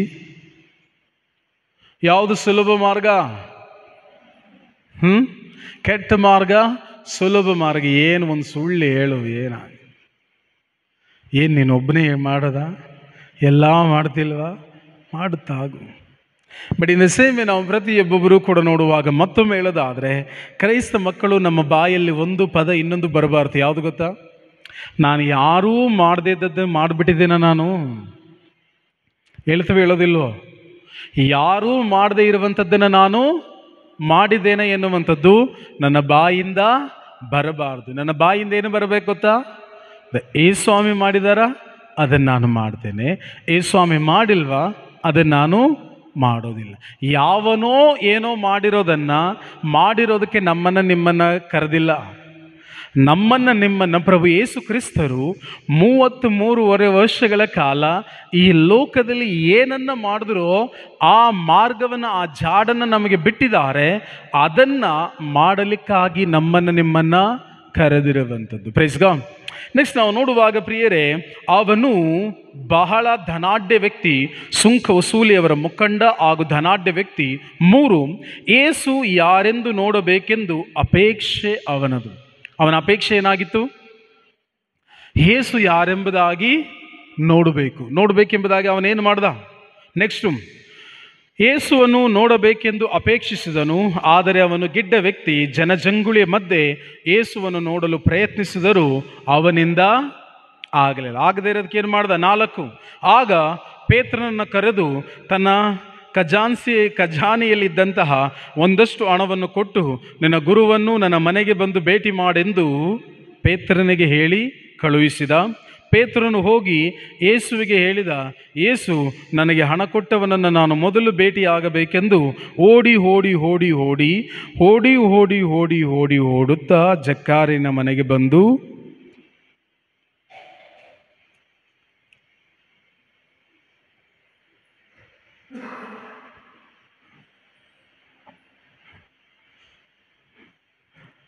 ಇದ್ಯಾಗೆ ಗಾಬರಿ ಆಗಬೇಡಿ, ಅಲ್ಲಿಲ್ಲ. ಬಟ್ ಇವತ್ತು ನಮ್ಮ ಹತ್ರ ಏನಾದರೂ ಹಣ ಇದ್ರೆ ನಾವೇನು ಹೇಳ್ತೇವೆ? ಅಯ್ಯೋ, ಮನೆಗೆ ಕರೆಸ್ಕತೀನಿ ಬಾ, ಏನು ಬೇಕು ಹೇಳು, ಏನು ಬೇಕು ಮಾಡ್ಬೋದು. ಫಾದರ್ನ ಮನೆಗೆ ಕರೆಸ್ಕೊಳ್ಳ. ಪ್ರಿಯರೇ, ಜಕ್ಕಾರಿನು ಬಹಳ ದಾನವುಳ್ಳವಂಥ ವ್ಯಕ್ತಿ. ಬಟ್ ಅವನೆಂದಿಗೂ ಕೂಡ ತನ್ನ ಹಣದಿಂದ ದೇವರ ಸಾಮ್ರಾಜ್ಯದ ಕಾರ್ಯವನ್ನು ಕೊಂಡಲಿಕ್ಕೆ ಹೋಗಲಿಲ್ಲ. ಪ್ರೇಷದ ಕಾರ್ಯಕಲಾಪದಲ್ಲಿ ಪೌಲನು ಸ್ಪಷ್ಟವಾಗಿ ತಿಳಿಸನೆ, ನಿನ್ನ ಹಣದಿಂದ ದೇವರ ಸಾಮ್ರಾಜ್ಯದ ಕಿಂಚಿತ್ತನ್ನೂ ಕೂಡ ತೆಗೆದುಕೊಳ್ಳಿಕ್ಕೆ ಸಾಧ್ಯ. ಹಣದಿಂದ ಪ್ರಪಂಚದಲ್ಲಿ ಇರುವುದನ್ನೆಲ್ಲ ಕೊಂಡುಕೊಳ್ಬೋದು ನೀವು. ಓಕೆ, ಪ್ರಪಂಚದಲ್ಲಿ ಇರುವುದನ್ನೆಲ್ಲ ಕೊಂಡುಕೊಳ್ಬೋದು ಬೇಕಾದರೆ. ದೇವರ ಸಾಮ್ರಾಜ್ಯದ ಕಾರ್ಯಗಳನ್ನು ಹಣದಿಂದ ಕೊಂಡುಕೊಳ್ಳಲಿಕ್ಕೆ ಸಾಧ್ಯವಿಲ್ಲ. ಅಲ್ಲಿ ಜಕ್ಕಾಯನು ಯಾವುದೇ ಕಾರಣಕ್ಕೂ ಈ ರೀತಿ ಹೇಳಿಲ್ಲ ಪೇತ್ರನಿಗೆ ಅಥವಾ ಶಿಷ್ಯನ ಕರೆದು, ಅಯ್ಯೋ ಯೇಸು ಸ್ವಾಮಿ ಎಲ್ಲೋಗ್ತಾರೆ, ಇಲ್ಲೇ ತಿರುಗಾಡ್ತಾರೆ, ಮುಂದೆ ಒಂದಿನ ನೋಡಿದ್ರಾಯ್ತು ಎಂಬುದಾಗಿ ಅಂದ್ಕೊಂಡ, ಅಥವಾ ಏನಾದರೂ ಯೇಸುವಿಗೆ ಒಂದಷ್ಟು ಹಣ ಕೊಟ್ಟು ಯೇಸುವನ್ನು ತನ್ನ ಮನೆಗೆ ಬರಮಾಡ್ಕೊಳ್ಬೇಕೆಂಬುದಾಗಿ ಅಂದುಕೊಂಡ. ಏನು ಮಾಡಲಿಲ್ಲ. ಏನು ಮಾಡ್ದ ಆತನು? ನೆಕ್ಸ್ಟ್ ವಾಕ್ಯದಲ್ಲಿ ತಿಳಿಸಿದ ಪ್ರಿಯರೇ, ಅವನು ಆದರೆ ಗಿಡ್ಡ ವ್ಯಕ್ತಿ. ಏನಾಗಿದ್ದಾನೆ ಆತನು? ಕುಳ್ಳ. ಆತನು ಕುಳ್ಳ. ಆದ್ದರಿಂದ ಜನರೆಲ್ಲರೂ ಕೂಡ ಸುತ್ತಲಿದ್ದಾರೆ. ಅವನು ಎತ್ತರ ಕಡಿಮೆ ಇರೋದ್ರಿಂದ ಜನರಿಂದ ಮಧ್ಯದಲ್ಲಿ ಯೇಸುವನ್ನು ನೋಡಲಿಕ್ಕೆ ಅವನಿಗೆ ಆಗಲಿಲ್ಲ. ಆಗದೇ ಇದ್ದ ಮೇಲೆ ಏನು ಮಾಡ್ದ? ಇನ್ನೊಂದು ದಿನ ನೋಡಿದ್ರಾಯ್ತು ಎಂಬುದಾಗಿ ಹೋದ್ನ. ಬಟ್ ನಾವು ಯೇಸುವನ್ನು ಪ್ರೇಯರ್ಗೆ ಬಂದರೆ ಅಥವಾ ಬಲಿ ಪೂಜೆಗೆ ಪ್ರಾರ್ಥನಾ ಕೂಟಕ್ಕೆ ಬರೆದ್ರೆ ಏನಂತೇವೆ? ಅಯ್ಯ ಬಿಡು, ಇನ್ನೊಂದು ದಿನ ಇದೆಯಲ್ಲ, ಸೋಮವಾರ ಆಗಲ್ವ, ಭಾನುವಾರ ಆಗಲಿಲ್ವಾ, ಸೋಮವಾರ ಬೆಳಗ್ಗೆ ಹೋಗ್ಬಿಡೋಣ ಬಿಡು, ಇನ್ನೊಂದು ಮಾಡೋಣ ಬಿಡು, ಮತ್ತೊಂದು ಮಾಡೋಣ ಬಿಡು. ಪ್ರಿಯರೇ, ನಿಮ್ಮ ಆಬ್ಸೆಂಟಿವ್ ಎಲ್ಲಿರಬೇಕಂದ್ರೆ ಲೋಕದ ವಿಷಯದಲ್ಲಿರ್ಬೋದು, ಬಟ್ ಪ್ರೆಸೆಂಟ್ ಮಾತ್ರ ನೀವು ಪ್ರತಿಯೊಬ್ಬೊಬ್ಬರೂ ಕೂಡ ದೇವರ ವಿಷಯದಲ್ಲಿ ನಾವು ಪ್ರತಿಯೊಬ್ಬರು ಸದಾ ಸಿದ್ಧರಿರು. ಅದಕ್ಕಾಗಿ ನಾವು ನೋಡುವಾಗ ವಾಕ್ಯದಲ್ಲಿ ದೇವರು ಅಬ್ರಹಾಮನನ್ನು ಕೂಗಿದ್ರು. ಫಸ್ಟ್ ವರ್ಡ್ ಅಬ್ರಹಾಮನ ಹೇಳ್ತಾನೆ, ಹೇಗೋ ನಾನು ಸಿದ್ಧನಿದೆ. ದೇವರು ಯೋನನನ್ನು ಕೂಗಿದ್ರು. ದೈವ ವಾಕ್ಯದಲ್ಲಿ ನಾವು ನೋಡುವಾಗ ಆತನ ಹೇಳ್ತಾನೆ, ಈಗೋ ನಾನು ಸಿದ್ಧನಿದ್ದೇನೆ. ನೀವು ದೈವ ವಾಕ್ಯದಲ್ಲಿ ನೀವು ನೋಡುವಾಗ ಸಾಮುವೇಲ ನನ್ನ ಬಾಲಕನಾಗಿರುವಾಗ ಕೂಗ್ತಾನೆ, ಏಲಿ ಹೇಳ್ತಾನೆ, ಗುರು ದೇವ ನಾನು ಸಿದ್ಧನಿದ್ದೇನೆ ಅಂತೇಳು. ನೆಕ್ಸ್ಟ್ ಏನಾದರೂ ದೇವರ ಸ್ವರವನ್ನು ನೀನು ಕೇಳಿಸ್ಕೊಂಡ್ರೆ, ಈಗೋ ನಾನಿಲ್ಲಿದ್ದೇನೆ ಎಂಬುದಾಗಿ ಹೇಳು. ಇನ್ ದ ಸೇಮ್ ವೇ ಪ್ರಿಯರೇ, ನಾವು ಪ್ರತಿಯೊಬ್ಬೊಬ್ಬರು ದೇವರ ವಿಷಯಕ್ಕೆ, ದೇವರ ವಾಕ್ಯದ ವಿಷಯಕ್ಕೆ ಬಂದಾಗ ದ ಫಸ್ಟ್ ನಾವು ಪ್ರತಿಯೊಬ್ಬರು ಏನು ಹೇಳಬೇಕನ್ನೋದಾದರೆ, ಈಗೋ ನಾನಿದ್ದೇನೆ, ಈಗೋ ನಾನು ಸಿದ್ಧನಿದ್ದೆ. ಇನ್ ದ ಸೇಮ್ ವೇ ದೈವ ವಾಕ್ಯದಲ್ಲಿ ನಾವು ನೋಡುವಂತೆ ಆತನು ಗಿಡ್ಡ ವ್ಯಕ್ತಿ, ಜನಜಂಗುಳಿಯ ಮಧ್ಯದಲ್ಲಿ ಯೇಸುವನ್ನು ನೋಡಲಿಕ್ಕೆ ಆಗಲಿಲ್ಲ. ಆದದರಿಂದ ಹೇಳ್ತದೆ 4ರಲ್ಲಿ, ಆದ ಕಾರಣ ಮುಂದಕ್ಕೆ ಓಡಿ ಹೋದ. ಏನು ಮಾಡ್ದ? ಮುಂದಕ್ಕೆ ಓಡಿ ಹೋದ. ಯಾಕೆ ಮುಂದೆ ಓಡ್ತಿದ್ದಾನೆ? ಮುಂದೆ ಓಡಿ ಯೇಸು ಬರುತ್ತಿದ್ದ ಆ ಮಾರ್ಗದಲ್ಲಿ ಒಂದು ಆಲದ ಮರವನ್ನು ಕಂಡು ಅದನ್ನು ಹತ್ತಿದನು. ಏನು ಮಾಡ್ದ? ಯೇಸು ಸ್ವಾಮಿಲಿ ಹೋಗ್ತಾ ಆದರೆ ಜನರು ಸುತ್ತಲಿದ್ದಾರೆ. ಯೇಸುವನ್ನು ನೋಡಲಿಕ್ಕೆ ಆಗಲಿಲ್ಲ. ಯೇಸುವನ್ನು ನೋಡ್ಲಿಕ್ಕೆ ಆಗದೇ ಇದರಿಂದ ಹಿಂತಿರುಗಿ ಅವನು ಹಂಗೆ ಮನೆಗೆ ಹೊಟ್ಟೋದ್ನ, ಅಥವಾ ಬದಲೇನು ಮಾಡ್ದ? ಯೇಸು ಬರುವ ಮಾರ್ಗದಲ್ಲಿ ಯೇಸುವಿಗಿಂತ ಮುಂಚೆ ಓಡಿ ಹೋಗ್ತಾ ಇದ್ದಾನೆ. ಏತಕ್ಕಾಗಿ ಓಡಿ ಹೋಗ್ತಾ ಇದ್ದಾನೆ? ಆ ಮಾರ್ಗದಲ್ಲಿ ಒಂದು ಆಲದ ಮರ ಇದೆ. ಆ ಮರವನ್ನು ಹತ್ತಿ ಯೇಸುವನ್ನು ನೋಡಬೇಕೆಂಬುದಾಗಿ ಕುಳಿತುಕೊಂಡ. ಒಂದು ಕ್ಷಣ ನೋಡಾಗ ಹಾಗಾದರೆ ಅವನಿಗೆಷ್ಟು ಬಯಕೆ ಇದೆ ಯೇಸುವನ್ನು ನೋಡಬೇಕೆಂಬುದಾಗಿ? ಅವನು ಬಯಕೆ ಇದೆ ಇಲ್ವೋ? ಬಯಕೆ ಇರೋದ್ರಿಂದ ಏನು ಮಾಡ್ದ? ಓಡ್ದ. ಚರ್ಚ್ಗೆ ಯಾವತ್ತಾರು ಓಡ್ ಬಂದಿದ್ದೀರಾ? ಟಣ್ ಟಣ್ ಟಣ್ ಅಂದರೆ ಓಡ್ ಬಂದಿದ್ದೀರಾ? ಅಥವಾ ನಿಧಾನಕ್ಕೆ ಸ್ಟಾರ್ಟ್ ಮಾಡಲಿ, ಹೇಳ್ತೀರಾ ಹಲ್ಲೆಲೂಯಾ ಎಲ್ಲ ಹೇಳಿ ಹೋಗಂಡಿದ. ಟಿಣಕ್ ಟಿಣಕ್ ಟಿಣಕ್ ಟಿಣಕ್ ನಿಧಾನಕ್ಕೆ ನಡ್ಕೊಂಡು ಬರ್ತೀವ, ಓಡ್ ಬರ್ತೀವ? ಚರ್ಚ್ಗೆ ಯಾವತ್ತಾದರೂ ಓಡ್ ಬಂದು, ನಾನು ಧ್ಯಾನಕೂಟಕ್ಕೆ ಹೇಳ್ತಿಲ್ಲ, ಓಕೆ, ಧ್ಯಾನಕೂಟಕ್ಕೆ ಹೇಳಿದ್ರೆ ಹೇಳೋದು ಕಡಿಮೆ. ಅಟ್ಲೀಸ್ಟ್ ಬಲಿ ಪೂಜೆಗೆ ಜಕ್ಕಾರೇನು ಓಡಿದ್ನ ಓಡ್ಲಿಲ್ವೋ? ಯಾಕೆ ಓಡ್ದ? ಯಾಕೆಂದ್ರೆ ಯೇಸುವನ್ನು ನೋಡ್ಬೇಕು. ಯಾಕೆ ಅವನು ಯೇಸುವನ್ನು ನೋಡಬೇಕು? ಅವನಿಗೇನಾದ್ರೂ ಕಾಯಿಲೆ ಇದೆಯಾ? ಹಣ ಏನಾದರೂ ಕೊರತೆ ಇದೆಯಾ? ಹೆಂಡತಿ ಮಕ್ಕಳು ಪ್ರಾಬ್ಲಮ್ ಏನಾದ್ರು ಇದೆಯಾ? ಏನು ಪ್ರಾಬ್ಲಮ್ ಇಲ್ಲ ಅವನಿಗೆ. ಅವನು ಯಾಕೆ ಓಡ್ ಬರ್ಬೇಕು ಯೇಸುವನ್ನು ನೋಡ್ಲಿಕ್ಕೆ? ನಮಗೆ ಚರ್ಚ್ ಅಥವಾ ಪ್ರಾರ್ಥನೆಯಲ್ಲಿ ಕಲಿಸ್ಕೊಟ್ಟಿರೋದು ಏನಂದ್ರೆ, ಕಷ್ಟ ಬಂದಾಗ ದೇವರ ಬಳಿಗೆ ಓಡು ಬರಬೇಕೆಂಬುದಾಗಿ. ನನ್ನ ಪ್ರಶ್ನೆ, ಯಾಕೆ ಜಕ್ಕಾರ್ಯನು ಓಡಿದ? ಏನಾದರೂ ರೋಗ ಇದೆಯಾ ಅವನಿಗೆ? ಇಲ್ಲ. ಹಣಕಾಸು ಏನಾದರೂ ಪ್ರಾಬ್ಲಮ್ ಇದೆಯಾ? ಇಲ್ಲ. ಫ್ಯಾಮಿಲಿಲಿ ಏನಾದರೂ ತೊಂದರೆ ಇದೆಯಾ ಅಂತ ಹೇಳೋಕ್ಕೆ ಫ್ಯಾಮಿಲಿನೇ ಇಲ್ಲ ಅವನಿಗೆ. ಬಟ್ ಇನ್ನೇನು ಪ್ರಾಬ್ಲಮ್ ಅವನಿಗೆ? ಪ್ರಿಯರೇ, ಪ್ರಭುವನ್ನ ಕಾಣಬೇಕೆನ್ನುವ ತವಕ, ಪ್ರಭುವನ್ನ ಕಾಣಬೇಕೆನ್ನುವ ತವಕ. ನಮ್ಮ ಜೀವಿತದಲ್ಲಿ ಆ ಥರ್ಸ್ಟ್, ಆ ದಾಹ ಇಲ್ಲದಿದ್ದಲ್ಲಿ ನಮ್ಮ ಜೀವಿತ ವ್ಯರ್ಥಕರವಾಗ್ತದೆ. ನಾನು ಪ್ರಭುವನ್ನು ನೋಡಬೇಕು, ನಾನು ಪ್ರಭುವನ್ನು ಕಾಣಬೇಕು, ನನ್ನ ಪ್ರಭುವನ್ನು ನಾನು ಭೇಟಿಯಾಗಬೇಕೆನ್ನುವಂಥ ದಾಹ ಪ್ರಿಯರೇ ಅವನನ್ನು ಓಡಿಸದೆ. ಆಲ್ಮೋಸ್ಟ್ ಅಂದ್ಕೊಳ್ತೇನೆ ಪ್ರಿಯರೇ, ಅವನ ಜೀವಿತದಲ್ಲಿ ಅವನು ಎಂದೂ ಕೂಡ ಇನ್ನೊಂದಕ್ಕೆ ಓಡಿರೋದಿಲ್ಲ, ಯಾವುದಕ್ಕೂ ಕೂಡ ಅವನು ಮರ ಹತ್ತಿರೋದಿಲ್ಲ. ಯಾಕೆಂದರೆ ಧನವುಳ್ಳಂಥ ವ್ಯಕ್ತಿ ಬೇಕಾದ ಕೆಲಸವನ್ನು ಬೇಕಾದ ರೀತಿ ಅವನು ಮಾಡಿಸ್ಕೊಳ್ಬೋದು. ಇವನ ಹತ್ರ ಜನ ಓಡಿ ಬರ್ತಾರೆ ಹೊರತು ಇವನು ಜನಗಳ ಬಳಿಗೆ ಓಡೋಗಿಲ್ಲ. ಇವನು ಹೇಳಿದ್ರೆ ಬೇಕಾದ್ರೆ ಹತ್ತಿ ಮರವನ್ನು ಹತ್ತಿ ಏನು ಬೇಕೋ ಆ ಕೆಲಸವನ್ನು ಮಾಡುವಂಥವ್ರಿದ್ದಾರೆ ಹೊರತು ಇವನೇ ಮರವನ್ನು ಹತ್ತುವ ಅಗತ್ಯ ಇರಲಿಲ್ಲ. ಬಟ್ ಯಾಕೆ ಇವನು ಆತನು ಯೇಸುವನ್ನು ನೋಡಲಿಕ್ಕೆ ಓಡ್ದ, ಯೇಸುವನ್ನು ನೋಡಲಿಕ್ಕೆ ಮರವನ್ನು ಹತ್ತದ? ಕಾರಣ ಯಾಕೆಂದರೆ ನನ್ನ ಪ್ರಭುವನ್ನು ನೋಡಬೇಕೆನ್ನುವ ಬಯಕೆ ಅವನಲ್ಲಿದ್ದರಿಂದ. ದೇವರ ವಿಷಯದಲ್ಲಿ ಅದಕ್ಕಾಗಿ ಪ್ರಿಯರೇ, ಪ್ರಭುವಿನ ಮೇಲೆ ನಿಮ್ಮ ಜೀವಿತದಲ್ಲಿ ಪ್ರೀತಿ ಇರುವಾಗ ಹೌ ಮಚ್ ಡಿಸ್ಟೆನ್ಸ್, ಅದು ಎಷ್ಟೇ ದೂರ ಇದ್ದರೂ ಅದು ನಿಮಗೆ ಮ್ಯಾಟರ್ ಆಗೋದಿಲ್ಲ. ಅದು ಎಷ್ಟೇ ಎತ್ತರವಿದ್ದರೂ ಕೂಡ ಅದು ನಿಮಗೆ ಆಯಾಸವನ್ನು ತರಲಿಕ್ಕೆ ಸಾಧ್ಯವಿಲ್ಲ. ದಾಹ ಇದ್ದಲ್ಲಿ ಪ್ರಿಯರೇ ಎಂದಿಗೂ ಕೂಡ ಆಯಾಸವಾಗಲಿಕ್ಕೆ ಸಾಧ್ಯವಿಲ್ಲ. ರನ್ ಅಂಡ್ ಅಪ್, ಅವನು ಓಡ್ದ, ಮರವನ್ನು ಹತ್ತಿದ. ಆ ಓಡಿ ಮರವನ್ನು ಹತ್ತೋದ್ರಿಂದ ಏನು ಪ್ರಯೋಜನ ಕೇಳಿ ನೀವು ನನಗೆ. ಬ್ರದರ್, ನೀವೆಲ್ಲ ಬ್ರದರ್ಗಳು ಸುಮ್ಮನೆ ಕೆಲಸ ಇಲ್ಲದೆ ದಿನ ಓಡಾಡಿ ಅಲ್ಲೋಗಿ ಬಂದ್ವಿ, ಇಲ್ಲೋಗಿ ಬಂದ್ವಿ, ಅದು ಮಾಡಿ ಬಂದ್ವಿ, ಇದು ಮಾಡಿ ಬಂದ್ವಿ, ಏನು ಪ್ರಯೋಜನ ಬ್ರದರ್ ನಿಮಗೆ? ಕೇಳಲ್ವಾ? ಕೇಳಲ್ವಾ? ಓಕೆ, ಕೇಳ್ತೀರಾ? ಓಕೆ, ಒಂದು ನಿಮಿಷ ಕೇಳಿ. ಅಟ್ಲೀಸ್ಟ್ ಜಕ್ಕಾಯನ್ನೇ ಕೇಳೋಣ. ಓಕೆ, ಜಕ್ಕಾಯ, ನೀನು ಓಡೋದ್ರಿಂದ, ಮರವನ್ನು ಹತ್ತೋದ್ರಿಂದ ಏನಪ್ಪ ನಿನಗೆ ಪ್ರಯೋಜನ? ನೀವು ದೇವರು, ಪ್ರಾರ್ಥನಾ ಕೂಟ, ಪ್ರಾರ್ಥನೆಗಳು ಅಂತ, ದೇವ ರಾಜ್ಯ ಅಂತ ನೀವು ಓಡೋದ್ರಿಂದ ನಿಮಗೇನು ಪ್ರಯೋಜನ?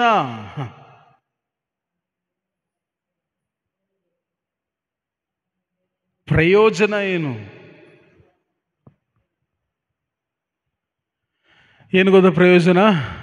ಓಕೆ, ನೆಕ್ಸ್ಟ್ ಓದೋಣ. ಹಾಗಾದ್ರೆ, ಆದ ಕಾರಣ ಮುಂದಕ್ಕೆ ಓಡಿ ಹೋಗಿ ಯೇಸು ಬರುತ್ತಿದ್ದ ಆ ಮಾರ್ಗದಲ್ಲಿ ಒಂದು ಆಲದ ಮರವನ್ನು ಕಂಡು ಅದನ್ನು ಹತ್ತಿದನು. 5 ಕೇರ್ಫುಲ್ಲಾಗಿ ಕೇಳಿಸ್ಕೊಳ್ಳಿ, ಏನು ಪ್ರಯೋಜನ ಅಂತ. ಯೇಸು ಆ ಸ್ಥಳಕ್ಕೆ ಬಂದು ತಲೆ ಎತ್ತಿ, ಓದಮ್ಮ. ಯೇಸು ಆ ಸ್ಥಳಕ್ಕೆ ಬಂದು ತಲೆ ಎತ್ತಿ ನೋಡಿದ್ರು. ಹಲ್ಲೆಲೂಯಾ. ಓಕೆ, ಈಗ ಪ್ರಶ್ನೆ, ಯೇಸು ಸ್ವಾಮಿ ಹೇಗೆ ಹೋಗ್ತಾ ಇದ್ದಾರೆ?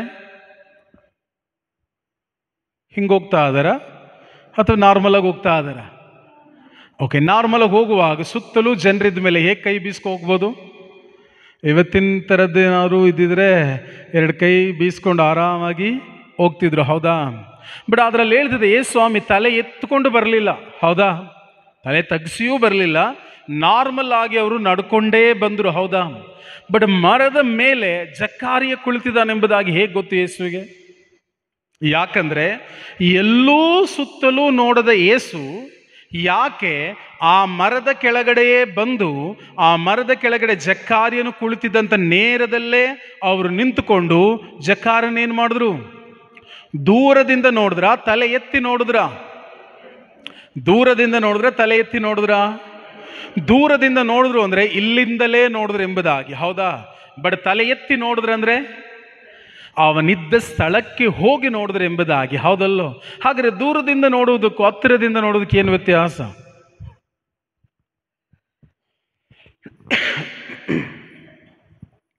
ದೂರದಿಂದ ನೋಡೋದಕ್ಕೂ ಹತ್ತಿರದಿಂದ ನೋಡ್ಲಿಕ್ಕೂ ಏನು ವ್ಯತ್ಯಾಸ? ದೂರದಿಂದ ನೋಡಿದ್ರೆ, ಇಲ್ಲಿಂದ ಅಲ್ಲಿವರೆಗೆ ನಾವು ನೋಡಿದ್ರೆ ಎಲ್ಲವೂ ಕಾಣುತ್ತೆ, ಹೌದಾ? ನಾನು ಅದೇ ಜಾಗಕ್ಕೆ ಹೋಗಿ ನೋಡಿದ್ರೆ ಅದೊಂದೇ ಕಾಣುತ್ತೆ. ಹಾಗಾದ್ರೆ ಯೇಸುವಿನ ದೃಷ್ಟಿ ಯಾರ ಮೇಲೆ ಕೇಂದ್ರೀಕರಿಸಿದೆ? ಯಾರ ಮೇಲೆ ಕೇಂದ್ರೀಕರಿಸಿದೆ? ಆಲದ ಮರದ ಮೇಲ, ಕೊಂಬೆ ಮೇಲ, ಅಥವಾ ಎಲೆಗಳ ಮೇಲ, ಅಥವಾ ಜಕ್ಕಾರಿನ ಮೇಲ? ಯಾಕೆ ಯೇಸು ಸ್ವಾಮಿ ಎಲ್ಲೂ ತಲೆ ಎತ್ತಿ ನೋಡದೆ ಅಲ್ಲೇ ಹೋಗಿ ನಿಂತು ತಲೆ ಎತ್ತಿ ಜಕಾರ್ಯನ ನೋಡಿದ್ರು? ಪ್ರಿಯರೇ, ಬೈಬಲಲ್ಲಿ ನೀವು ಧ್ಯಾನಿಸುವಾಗ ನೀವು ಪ್ರತಿಯೊಬ್ಬರಿಗೂ ಕೂಡ ಪ್ರಶ್ನೆಗಳು ಬರಬೇಕು. ಹೇಗೆ? ಯೇಸು ಸ್ವಾಮಿ ಜನಜಂಗುಳಿಯ ಮಧ್ಯದಲ್ಲಿ ಹೋಗ್ತಾ ಆದರೆ, ಅನೇಕರು ಯೇಸುವನ್ನು ಹೊತ್ತಿರಿಸ್ಕೊಂಡು ಹೋಗ್ತಾ ಆದರೆ, ಯಾಕೆ ರಕ್ತಸ್ರಾವ ರೋಗದ ಮಹಿಳೆ ಮಾತ್ರ ಗುಣ ಹೊಂದಿದ್ಲು? ಹೌದಲ್ವೋ? ಯಾಕೆಂದ್ರೆ ಯೇಸುವಿನ ಉಡುಪನ್ನು ಆಕೆ ಮುಟ್ಟಿದಾಕ್ಷಣ ಆಕೆ ಏನಾದ್ಲು? ಗುಣ ಹೊಂದ್ಲು. ಯೇಸುವಿನಿಂದ ದಿವ್ಯ ಶಕ್ತಿ ಏನಾಯಿತು? ಹರಿತು. ಅದರ ಅರ್ಥ ವಸ್ತ್ರದ ತುದಿಯನ್ನು ಮುಟ್ಟಿದ ಆಕೆಗೆ ರೋಗವನ್ನು ಗುಣಪಡಿಸುವ ಶಕ್ತಿ ಹೊರಟ ಮೇಲೆ ಒತ್ತರಿಸ್ಕೊಂಡು ಹೋಗೋರಿಗೆ ಏನು ಹೊರಟಿರ್ಬೋದು? ವಸ್ತ್ರದ ತುದಿಯನ್ನು ಮುಟ್ಟಿದವರೇ ರೋಗವನ್ನು ಗುಣಪಡಿಸುವ ಶಕ್ತಿ ಅವಳಿಗೆ ಅರಿತು ಅಂದರೆ, ಯೇಸುವನ್ನು ಟಚಿಂಗ್ ಮಾಡ್ಕೊಂಡು ಹೋಗ್ತಿರೋರಿಗೆ ಏನೇನಾಗಿರ್ಬೋದು? ಏನಾದರೂ ಆಗಿದೆಯಾ? ಏನಾದರೂ ಆಗಿತ್ತಾ? ಯೇಸು ಸ್ವಾಮಿ ಹೇಳ್ತಾರೆ, ಯಾರೋ ನನ್ನನ್ನು ಒಬ್ಬರು ಮುಟ್ಟಿದ್ರು ಎಂಬುದಾಗಿ. ಎಲ್ಲರೂ ಅಲ್ಲ, ಯಾರು? ಒಬ್ಬರು ಮುಟ್ಟಿದ್ರು ಎಂಬುದಾಗಿ. ಶಿಷ್ಯರು ಕೇಳಿದ್ರೆ, ಗುರುವೇ ನಿಮ್ಮನ್ನೆಲ್ಲ ಒತ್ತರಿಸ್ಕೊಂಡು ಹೋಗ್ತಾವ್ರೆ, ಯಾರೋ ಒಬ್ಬರು ಅಂದರೆ ಯಾರಂತ ಹೇಳೋಣ? ಕೇಳೋ ಪ್ರಶ್ನೆನ ಇದು? ಸುತ್ತಲೂ ಜನರು ಒತ್ತರಿಸ್ಕೊಂಡು ಹೋಗ್ತಿದ್ದಾರೆ, ಯಾರೋ ಒಬ್ಬರು ನನ್ನನ್ನು ಮುಟ್ಟಿದ್ರು ಅಂತ ಹೇಳಿದ್ರೆ ಇದು ಕೇಳುವಂಥ ಪ್ರಶ್ನೆನಾ? ಹಾಗೆ ಪ್ರಿಯರಿ, ಯಾಕೆ ಎಲ್ಲರೂ ಕೂಡ ಅಲ್ಲಿ ಆರೋಗ್ಯವನ್ನು ಹೊಂದ್ಕೊಳ್ಳಿಲ್ಲ, ಆಕೆ ಮಾತ್ರ ಗುಣ ಹೊಂದ್ಕೊಂಡ್ಲು? ಇನ್ ದ ಸೇಮ್ ವೇ, ಯಾಕೆ ಯೇಸು ಸ್ವಾಮಿ ಎಲ್ಲೂ ಕೂಡ ತಲೆ ಎತ್ತದೆ ಅವನ ಮುಂದೆ ಬಂದು ತಲೆ ಎತ್ತಿ ನೋಡಿದ್ರು? ಯಾಕಂದ್ರೆ ಪ್ರಿಯರೇ, ಯಾರ ಹೃದಯವು ಕರ್ತನ ಮೇಲೆ ಕೇಂದ್ರೀಕರಿಸಿರುತ್ತದೋ ಅಂಥವರಿಂದ ಅವನೆಂದಿಗೂ ತನ್ನ ದೃಷ್ಟಿಯನ್ನ ತೆಗೆಯೋದಿಲ್ಲ. ಕೀರ್ತನೆಯಲ್ಲಿ ದೈವ ವಾಗ್ದಾನ ತಿಳಿಸದೆ, ಯಾರ ಹೃದಯವು ಕರ್ತನ ಮೇಲೆ ಕೇಂದ್ರೀಕರಿಸಿರುತ್ತದೋ ಅಂಥವರ ಮೇಲೆ ಅವನ ದೃಷ್ಟಿಯನ್ನ ಎಂದಿಗೂ ಕೂಡ ತೆಗೆಯೋದಿಲ್ಲ. ಅವರ ದೃಷ್ಟಿ ಅವನ ಮೇಲೆ ಕೇಂದ್ರೀಕರಿಸಿತು. ಒಡನೆ ಓಡಿದ, ಹಾಲದ ಮರವನ್ನು ಹತ್ತುಕೊಂಡು, ವಾಟ್ ಎವರ್ ಮರ ಇರ್ಬೋದು, ಓಕೆ, ಮರವನ್ನು ಹತ್ತುಕೊಂಡು ಏನು ಮಾಡಿದ? ಯೇಸುವಿಗಾಗಿ ಕಾದು ಕುಳಿದು. ಅವನ ಕೆಲಸ ಏನಂದ್ರೆ, ಯೇಸು ಸ್ವಾಮಿ ಹೋಗುವಾಗ, ಹಲೋ ಜೀಸಸ್, ಇಲ್ಲಿ ನಾನು ಮರದ ಮೇಲೆ, ನಾನು ಇಲ್ಲಿದ್ದೀನಿ, ನಾನು ಜಕಾರಿಯ, ನಿಮ್ಮ ನೋಡಿ ಬರಲಿಕ್ಕೆ ನಾನು ಓಡಿ ಬಂದೆ, ಮರವನ್ನು ಹತ್ತಿದ್ದೇನೆ, ನಾನು ಕುಳಿತಿದ್ದೇನೆ, ನನ್ನ ಹತ್ರ ಜಾಸ್ತಿ ದುಡ್ಡಿದೆ, ಇಲ್ಲಿ ಅಂತ ಹೇಳಿದ್ನ. ನಾವು ಪ್ರತಿದಿನ ಕುಳಿತುಕೊಂಡು, ದೇವಾ ನಿನ್ನ ನೋಡು, ನಾನು ಕಾಣಿಸ್ತಿಲ್ವಾ, ನಾನು ಮರೆ ಆಗ್ಬಿಟ್ಟಿದ್ದೀನ, ನನ್ನ ಕಣ್ಣೀರ ಮೊರೆ ನಿನಗೆ ಕೇಳಿಸ್ತಾ ಇಲ್ವಪ್ಪ, ನನ್ನ ಕೂಗು ನಿನ್ನ ಕಿವಿಗೆ ತಟ್ತಾ ಇಲ್ವಪ್ಪ. ಜಕಾರ ನಿನ್ನ ಕೂಗದ್ನ, ಕಿರಿಚಾಡದ್ನ, ಅರಿಚದ್ನ? ಬಿಡಿ ಸ್ವಾಮಿ ಅವನನ್ನು ನೋಡಿದ್ರ? ಯಾಕೆ ನೋಡಿದ್ರು? ಅವನ ಹೃದಯ ಪ್ರಭುವಿನ ಮೇಲೆ ಕೇಂದ್ರೀಕರಿಸಿತು. ನಮ್ಮ ಹೃದಯ ಯಾವುದ್ರ ಮೇಲೆ ಕೇಂದ್ರೀಕರಿಸಿದೆ? ನಮ್ಮ ಹೃದಯ ಯಾವುದ್ರ ಮೇಲೆ ಕೇಂದ್ರೀಕರಿಸಿದೆ? ನಿಮ್ಮ ಹೃದಯ ಯಾವುದ್ರ ಮೇಲೆ ಕೇಂದ್ರೀಕರಿಸಿದೆ? ನಾನು ಹೇಳಬೇಕು ಅಂದರೆ ನೀವು ಆನ್ಸರ್ ಹೇಳಬೇಕು. ನಿಮ್ಮ ಹೃದಯ ಯಾವುದ್ರ ಮೇಲೆ ಕೇಂದ್ರೀಕರಿಸಿದೆ ಅಂತ ನಾನು ಹೇಳ್ತೇನೆ, ಓಕೆ? ನಾನು ಹೇಳಬೇಕು ಅಂದರೆ ನಾನು ಕೇಳೋ ಕ್ವಶನ್ಗೆ ನೀವು ಆನ್ಸರ್ ಮಾಡಬೇಕು. ಮಾಡ್ತೀರಾ? ಇಲ್ಲಿ ಕುಳಿತು ಏನು ಯೋಚನೆ ಮಾಡ್ತಿದ್ದೀರಾ? ಏನಿಲ್ಲ ಅಂದ್ರೆ ಭಾಳ ಡೇಂಜರ್ ಅದು. ನಥಿಂಗ್ ಅಂದರೆ ಒಳಗಡೆ ಗೂಢಾರ್ಥ ಭಾಳ ಇದೆ ಅಂತ. ಎಲೀಷ ಪ್ರವಾದಿ ಕೇಳಿದ್ದೀರಾ? ಅವನಿಗೊಬ್ಬ ಸೇವಕ ಇದ್ದ, ಕೇಳಿದ್ದೀರಾ? ಏನವನ ಹೆಸರು? ಗೆಹಜಿ. ಅವನು ನಾಮಾನನಿಂದ ಬಟ್ಟೆ ಎಲ್ಲವನ್ನ ತೆಗೆದುಕೊಂಡು ಬಂದು ಗೂಡೊಳಗೆ ಔಸ್ಬಿಟ್ಟು ಎಲೀಷ ಬಂದು ಕೇಳ್ತಾನೆ, ಎಲ್ಲೋಗಿದ್ದೆ, ಏನು ಮಾಡ್ತಿದ್ದೆ? ನಥಿಂಗ್, ಏನಿಲ್ಲಪ್ಪ. ಏನಿಲ್ಲ ಅಂದರೆ ಒಳಗಡೆ ಏನೋ ಒಂದು ಗೂಢಾರ್ಥ ಇದೆ ಅಂತ. ನಿಮ್ಮ ನಿಧಿ ಎಲ್ಲಿದೆಯೋ ಅಲ್ಲೇ ನಿಮ್ಮ ಮನಸ್ಸು ಕೇಂದ್ರೀಕರಿಸಿರುತ್ತದೆ. ನಮ್ಮ ಹೃದಯ ಯಾವುದ್ರ ಮೇಲೆ ಕೇಂದ್ರೀಕರಿಸಿದೆ ಪ್ರಿಯರೇ? ಜಕಾರ್ಯನು ಓಡಿ ಬಂದು ಒಡನೆ ಆತನು ಮರವನ್ನು ಹತ್ತಿ ಪ್ರಭು ಯೇಸುವಿಗಾಗಿ ಕುಳಿತುಕೊಂಡು ಆತನು ಯೇಸುವನ್ನು ಕೂಗಿ ಕರೆಯಲಿಲ್ಲ, ಗುರುವೇ ನನ್ನನ್ನು ನೋಡಿ ಅಂತ ಹೇಳಲಿಲ್ಲ. ಅವನ ಹೃದಯ ಯಾವಾಗ ಪ್ರಭುವಿನ ಮೇಲೆ ಕೇಂದ್ರೀಕರಿಸಿತೋ ಪ್ರಭುವೇ ಅವನನ್ನು ತಲೆ ಎತ್ತಿ ನೋಡಿ ಹೆಸರಿಡಿದ್ರು ಕರೆದು, ಜಕಾಯ ಬಾ, ಒಡನೆಯೇ ಇಳಿದು ಬಾ, ಈ ದಿನ ನಿನ್ನ ಮನೆಯಲ್ಲಿ ನಾನು ಯಾರ ಮನೇಲಿ ಯೇಸು ಸ್ವಾಮಿ ತಂಗಬೇಕು ಅಂತ ಇಷ್ಟ ಇದೆ? ಜಕ್ಕಾನ ಮನೆ ತಂಕಳ್ಳಿ ಅಂತಲ್ಲ, ನಿಮ್ಮ ಮನೆಗಳಲ್ಲಿ ಬೇಡವಾ? ನಾನು ನಿನ್ನ ಮನೆಗೆ ಬರ್ತೀನಿ ಅಂತ ಹೇಳಿದ್ರು ಯಾರಿಗೆ? ಶತಾಧಿಪತಿಗೆ. ಬಟ್ ಯಾರ ಮನೇಲೂ ಯೇಸು ಸ್ವಾಮಿ ತಂಗಿಲ್ಲ. ಯಾರ ಮನೆಯಲ್ಲೂ ಯೇಸು ಸ್ವಾಮಿ ತಂಗಿಲ್ಲ. ಶತಾಧಿಪತಿಗೆ ಹೇಳಿದ್ರು, ನಾನು ನಿನ್ನ ಮನೆಗೆ ಬಂದು ನಿನ್ನ ಸೇವಕನನ್ನು ಗುಣಪಡಿಸ್ತೇನೆ. ಮಾರ್ತಾ ಮತ್ತು ಮರಿಯಳ ಮನೆಗೆ ಯೇಸು ಸ್ವಾಮಿ ಹೋದ್ರು. ಜಕ್ಕಾಯನ ಮನೆಯಲ್ಲಿ ಯೇಸು ಸ್ವಾಮಿ ತಂಗಿಕೊಂಡ್ರು.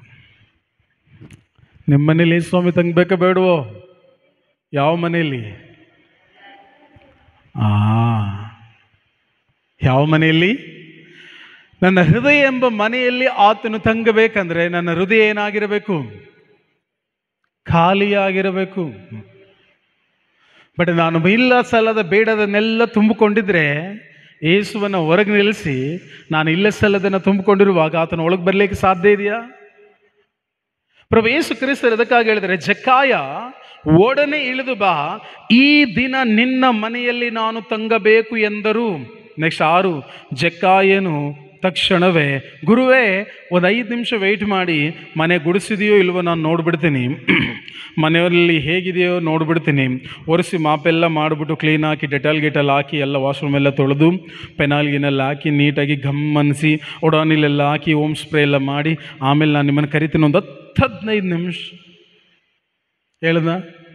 ಯಾರಾದರೂ ನಮ್ಮ ಮನೆಗೆ ಬರ್ತೀನಿ ಅಂತ ಮನೆ ಮುಂದೆ ನಿಂತ್ಕೊಂಡು ಫೋನ್ ಮಾಡಿದ್ರೆ ನಮ್ಗೇನು ಅನಿಸುತ್ತೆ? ಆಗೋಗಿ ಸೋಪ ರೆಡಿ ಮಾಡೋದೇನು, ಬೆಡ್ಶೀಟ್ ರೆಡಿ ಮಾಡೋದೇನು, ದಿಂಬ ಹಾಕೋದೇನು, ಕಸನ ಕೆಳಗೆ ತಳ್ಳೋದೇನು, ಏನೇನು ಕೆಳಗೆ ತಳ್ತೀವೋ, ಏನೇನು ಒಳಗಡೆ ಔಸ್ತೀವೋ. ಬಟ್ ಜಕ್ಕಾಯನು ಪ್ರಿಯರೇ, ದೈವ ವಾಕ್ಯದಲ್ಲಿ ನಾವು ನೋಡುವಾಗ ಒಡನೆ ಇಳಿದು ಬಂದ ಅಥವಾ ಲೇಟಾಗಿ ಇಳಿದು ಬಂದ? ಒಡನೆ ಇಳಿದು ಬಂದ. ನಿಮ್ಮ ಔಟರ್ ಅಪೀರಿಯಲ್, ನಿಮ್ಮ ಹೊರಾಂಗಣದ ನೋಟ ಹೇಗಿದೆಯೋ ದೇವರು ಎಂದಿಗೂ ಕೂಡ ನೋಡೋದಿಲ್ಲ. ದೇವರು ಎಂದೆಂದಿಗೂ ಕೂಡ ನೋಡೋದಿಲ್ಲ. ಬಟ್ ದೇವರು ನೋಡುವಂಥದ್ದು ನಮ್ಮ ಆಂತರ್ಯವನ್ನ ಮಾತ್ರ. ಹಾಗಾಗಿ ನಾವು ನೋಡುವಾಗ ಜಕ್ಕಾಯನು ತಕ್ಷಣವೇ ಇಳಿದು ಬಂದು ಯೇಸುವನ್ನು ಸಂತೋಷದಿಂದ ಸ್ವಾಗತಿಸಿದ. ಏನು ಮಾಡಿದ? ಯೇಸುವನ್ನ ಸ್ವಾಗತಿಸಿದ. ನೆಕ್ಸ್ಟ್ ಈಗ ರಿಯಲ್ ಪಿಕ್ಚರ್ ಬಾಕಿ ಇರೋದು ಈಗ. ಓಕೆ, ನೆಕ್ಸ್ಟ್ ಹೇಳು, ಏನಂತ ಓದಮ್ಮ? ಇದನ್ನು ನೋಡಿದವರೆಲ್ಲರೂ ಯೇಸು ಪಾಪಿಷ್ಠನ ಮನೆಗೆ ಅತಿಥಿಯಾಗಿ ಹೋಗುತ್ತಾನಲ್ಲ ಎಂದು ಗುಣಗುಟ್ಟಿದರು. ಜನ ಈಗ ಏನ್ ಮಾಡ್ತಿದ್ದಾರೆ? ಗೊಣಗುಡ್ತಾ ಇದ್ದಾರೆ. ಯಾರ ವಿರುದ್ಧವಾಗಿ? ಯಾರ ವಿರುದ್ಧವಾಗಿ? ಯೇಸುವಿನ ಬಗ್ಗೆನೇ ಮಾತಾಡಿದ್ರು ಅಂದಮೇಲೆ ನಿಮ್ಮ ಬಗ್ಗೆ ಮಾತಾಡಲ್ವಾ? ಮಾತಾಡಿದ್ಮೇಲೆ ನೀವು ಯಾಕೆ ಚಚ್ಕೋ ಬಡ್ಕಂದ್ಗಳು ಅಂತ ಹೇಳ್ತಿದ್ದೀರಾ? ಅಯ್ಯೋ, ನನಗೆ ಹಂಗನ್ಲು ಬದ, ನನಗೆ ಹಿಂಗನ್ಲು ಬದ, ನನಗೆ ಹಂಗನ್ಲು ಮಾನ ಕಳದ್ಲು ಬದ, ನಾನು ಅನ್ಬಾರ್ದದೆಲ್ಲ ಅನ್ಲು ಬ್ರದರ್. ಯೇಸುವಿಗೆ ಬಿಟ್ಟಿಲ್ಲ ಜನ.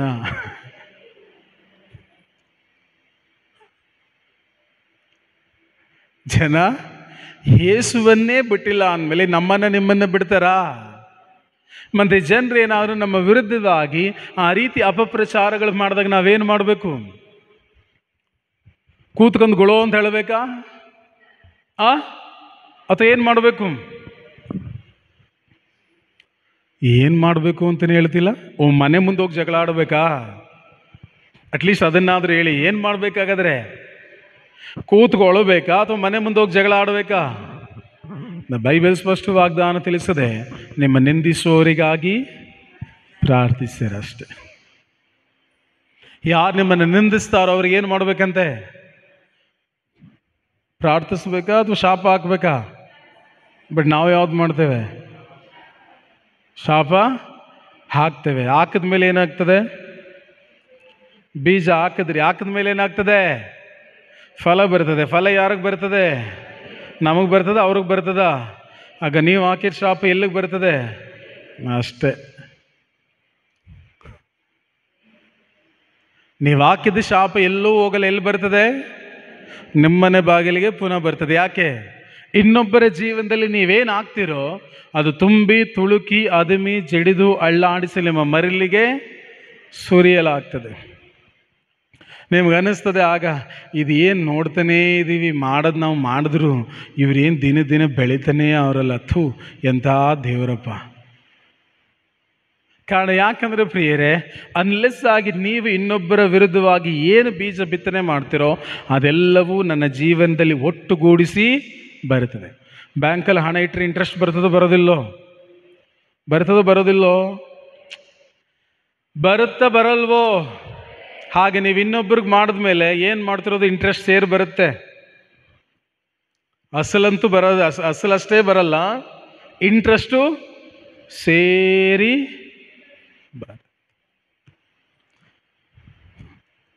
ಬೇಕಾ ಇಂಟ್ರೆಸ್ಟು?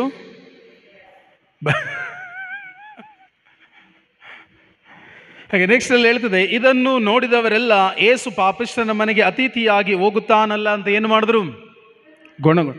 ಜನರು ಹೇಗೆ ಗೊತ್ತಾ? ಜನರು ಹೇಗೆ ಗೊತ್ತಾ? ತೋರಿಸ್ಕೊಳ್ಳ ನಿಮ್ಗೆ ಹೇಗಂತ. ಈಗ ಜನ ಏನು ಮಾಡ್ತಿದ್ದಾರೆ? ಗೊಣಗಾಡ್ತಿದ್ದಾರೆ. ಹೌದಾ? ಯಾರ ವಿರುದ್ಧವಾಗಿ? ಯೇಸುವಿನ ವಿರುದ್ಧವಾಗಿ. ಯೇಸುವಿನ ವಿರುದ್ಧವಾಗಿ ಗೊಣಗಾಡ್ಲಿಕ್ಕೆ ಕಾರಣ ಏನು? ಸುಂಕ ವಸೂಲಿಗಾರ, ಅವನೊಬ್ಬ ಪಾಪಿಷ್ಟ. ಪಾಪಿಷ್ಟನ ಮನೆಗೆ ಇವರೂ ಹೋಗ್ತಿದಾರಲ್ಲ, ಇವ್ರಿಗೂ ಕೂಡ ಬುದ್ಧಿ ಇಲ್ವ ಎಂಬುದಾಗಿ ಜನರೆಲ್ಲರೂ ಒಟ್ಟಿಗೆ ಯೇಸುವಿನ ವಿರುದ್ಧವಾಗಿ ಗೊಣಗುಡ್ತಾದ್ರು. ಪ್ರಿಯರೇ, ಜನಗಳು ಏನೇ ಗೊಣಗುಟ್ರೂ ನೀವು ಅದಕ್ಕೆ ಬೇಸರವನ್ನು ವ್ಯಕ್ತಪಡಿಸ್ಬೇಡಿ. ಬಟ್ ನೀವು ತಪ್ಪು ಮಾಡಿಬಿಟ್ಟು ಸೀಟ್ಬಿಟ್ಟು ಹೋಗ್ಬೇಡಿ. ಓಕೆ, ನೀವೇ ತಪ್ಪು ಮಾಡಿ ನೀವೇ ಅಂದ್ಕೊಂಡು ಹೋಗಬೇಡಿ. ನೆಕ್ಸ್ಟ್ ಅಲ್ಲಿ ತಿಳಿಸದೆ, ಜಕ್ಕಾಯನು ನೆರೆದಿದ್ದ ಜನರ ಮುಂದೆ ಎದ್ದು ನಿಂತು ಯೇಸುವಿಗೆ, ಪ್ರಭುವೇ, ನನ್ನ ಆಸ್ತಿಪಾಸ್ತಿಯಲ್ಲಿ ಅರ್ಧ ಭಾಗವನ್ನು ಬಡಬಗ್ಗರಿಗೆ ಕೊಟ್ಟು ಬಿಡುತ್ತೇನೆ. ಯಾರಿಗಾದರೂ ಮೋಸ ಮಾಡಿ ಅವರಿಂದೇನಾದರೂ ನಾನು ಕಸಿದುಕೊಂಡಿದ್ದರೆ ಅದಕ್ಕೆ 4ರಷ್ಟು ಹಿಂದಕ್ಕೆ ಕೊಡುತ್ತೇನೆ ಎಂದನು. ಆಗ ಯೇಸು, ಇಂದು ಈ ಮನೆ ಉದ್ಧಾರವಾಯಿತು, ಇವನು ಕೂಡ ಅಬ್ರಹಾಮನ ವಂಶಜಕ್ಕೆ ಸೇರಿದವನಲ್ಲವೇ ಅಂತ ಹೇಳಿದ್ರು. ಉದಾಹರಣೆಗೀಗ ಓಕೆ, ಪಿಕ್ಚರ್ ಕ್ರಿಯೇಟ್ ಮಾಡ್ಕೊಳ್ಳಿ. ಜಕ್ಕಾಯನ ಮನೆಗೆ ಯೇಸು ಸ್ವಾಮಿ ಹೋದರು, ಆ ಜನಗಳೊಂದಿಗೆ ನೀವು ಇದ್ದೀರಿ, ಬಟ್ ನೀವು ಗೊಣಗುಟ್ಟಿಲ್ಲ. ನೀವು ಭಾಳ ಕೂಡ್ಲೂರು ಜನತೆ, ಮಹಾಜನತೆ, ಬಹಳ ಕೇಳಂಗೆ ಹೇಳಿ, ನಿಮ್ಮದೇ ಹೇಳ್ತಿರೋದು ಹೇಳಿ. ಕೂಡ್ಲೂರು ಮಹಾಜನತೆ ಬಹಳ ಭಕ್ತಿಪೂರ್ವಕವಾಗಿ ಯೇಸುವಿನೊಂದಿಗೆ ಹೋದರು. ಜಕ್ಕಾಯನ ಮನೆಗೆ ಹೋಗಿ ಕೂತ್ಕೊಂಡ್ರು. ಗೊಣಗುಡ್ತಿದ್ದವರೆಲ್ಲ ಈಚೆ ನಿಂತ್ಕೊಂಡು ಗೊಣಗುಡ್ತಾನೇ ಇದ್ದಾರೆ. ಓಕೆ, ಏನು ಮನೆಗೆ ಹೋಗಿ ಯೇಸುವಿಗೂ ಬುದ್ಧಿ ಇಲ್ಲ, ಅವನೇನು ಮರ ಹತ್ಬಿಟ್ನಂತೆ, ಯೇಸು ಸ್ವಾಮಿ ಅವನ ಮನೆಗೆ ಹೋಗ್ಬಿಟ್ರಂತೆ, ನಾನು ಹೊತ್ತು ಬಿಡ್ತೀನಿ, ಯೇಸು ಸ್ವಾಮಿ ಬಂದ್ಬಿಡ್ತಾರಾ? ಜನ ಹಿಂಗೆ ತಾನೇ ಮಾತಾಡೋದು. ಮಾತಾಡ್ತಿರ್ಬೇಕಾದ್ರೆ ಜಕ್ಕಾಯ ಎದ್ದು ನಿಂತು ಏನಂತ ಹೇಳ್ದ? ಪ್ರಭುವೇ, ನನ್ನ ಆಸ್ತಿಯಲ್ಲಿ ಅರ್ಧ ಭಾಗವನ್ನು ಬಡಬಗ್ಗರಿಗೆ ಹಂಚು. ಈ ಗೊಣಗುಡ್ತಿರೋರು ಏನು ಮಾಡ್ತಾರೆ? ಆಸ್ತಿ ಹಂಚಿರ್ತೀನಿ ಅಂತಂದಮೇಲೆ ಈಚೆ ನಿಂತೆ ಗೊಣಗುಡ್ತಿರೋರು ಈಚೆ ಇರ್ತಾರಾ? ಈಚೆನೇ ಇರ್ತಾರಾ? ಅದು ಅಲ್ಲಿ ಒಳಗೋಗಿ ಜಕ್ಕಾರನ್ಗೆ ಜೈ, ಯಪ್ಪ ಎಂಥ ಜಕ್ಕಾರ್ಯ ಮರ್ಯ ಇದ್ರೆ ಇಂಥ ಜಕ್ಕಾಯ ಏನಿರ್ಬೇಕು ನೋಡು. ಆಸ್ತಿಯಲ್ಲಿ ಅರ್ಧ ಭಾಗ ಬಡಬಗ್ಗರಿಗೆ ಹಂಚ್ಬಿಡ್ತಾನೆ. ಎಂಥ ಒಳ್ಳೆ ಮನುಷ್ಯ. ಪಟ ಪಟ ಪಟ ಪಟ ಚಪ್ಪಾಳೆ ಹೊಡೆದದ್ದು. ಇನ್ನು ತುಂಬ ಜನ ಅಷ್ಟು ಬೇಕು ಕರಗಲ್ಲ. ಅರ್ಧ ಆಸ್ತಿ ಹೋದ್ರೇನು, ಇನ್ನೂ ಅರ್ಧ ಇದೆ. ಅವನಿಗೇನು ಹೆಂಡತಿ ಮಕ್ಕಳು ಇದ್ದಾರಾ? ಯಾರಿಲ್ಲ, ಒಬ್ಬನೇ ತಾನೆ, ಆರಾಮಾಗಿ ತಿನ್ಬೋದು. ನೆಕ್ಸ್ಟ್ ಹೇಳ್ತಾನೆ, ಯಾರಿಂದಾದರೂ ನಾನು ಮೋಸದಿಂದ ಏನಾದರೂ ಕಸಿದುಕೊಂಡಿದ್ರೆ ಒಂದಕ್ಕೆ ಎಷ್ಟರಷ್ಟು ಕೊಡ್ತೇನೆ? ಒಂದಕ್ಕೆ 4ರಷ್ಟು ಕೊಟ್ಟರೆ ಎಷ್ಟಾಯಿತು? ನಿಮ್ಮಿಂದ ₹1 ಕಿತ್ಕೊಂಡಿದ್ರೆ ನಾನು ಎಷ್ಟು ಕೊಡ್ತೀನಿ ಅಂತ ಹೇಳಿದೆ? 4. ನಾನು ಕೊಡೋದು 4, ನಿಮ್ದೊಂದು ಬೇಡವಾ? ಬೇಕು ಬೇಡವಾ? ಕೊಡೋ ವಿಷಯ ಆದರೂ ಬೇಕು, ಬಿಡೋಕ್ಕಾಗತ್ತೆ ಅದನ್ನ. ಛೇ, 1 + 4 + 1 ಎಷ್ಟಾಯಿತು? ಹಾಗಾದ್ರೆ ಈಗ ₹1 ತೆಗೆದುಕೊಂಡಿದ್ರೆ ಅವನು ಹಿಂತಿರುಗಿ ಎಷ್ಟು ಕೊಡ್ತಿದ್ದಾನೆ?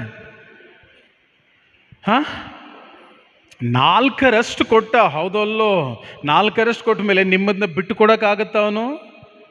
ಇಲ್ಲ.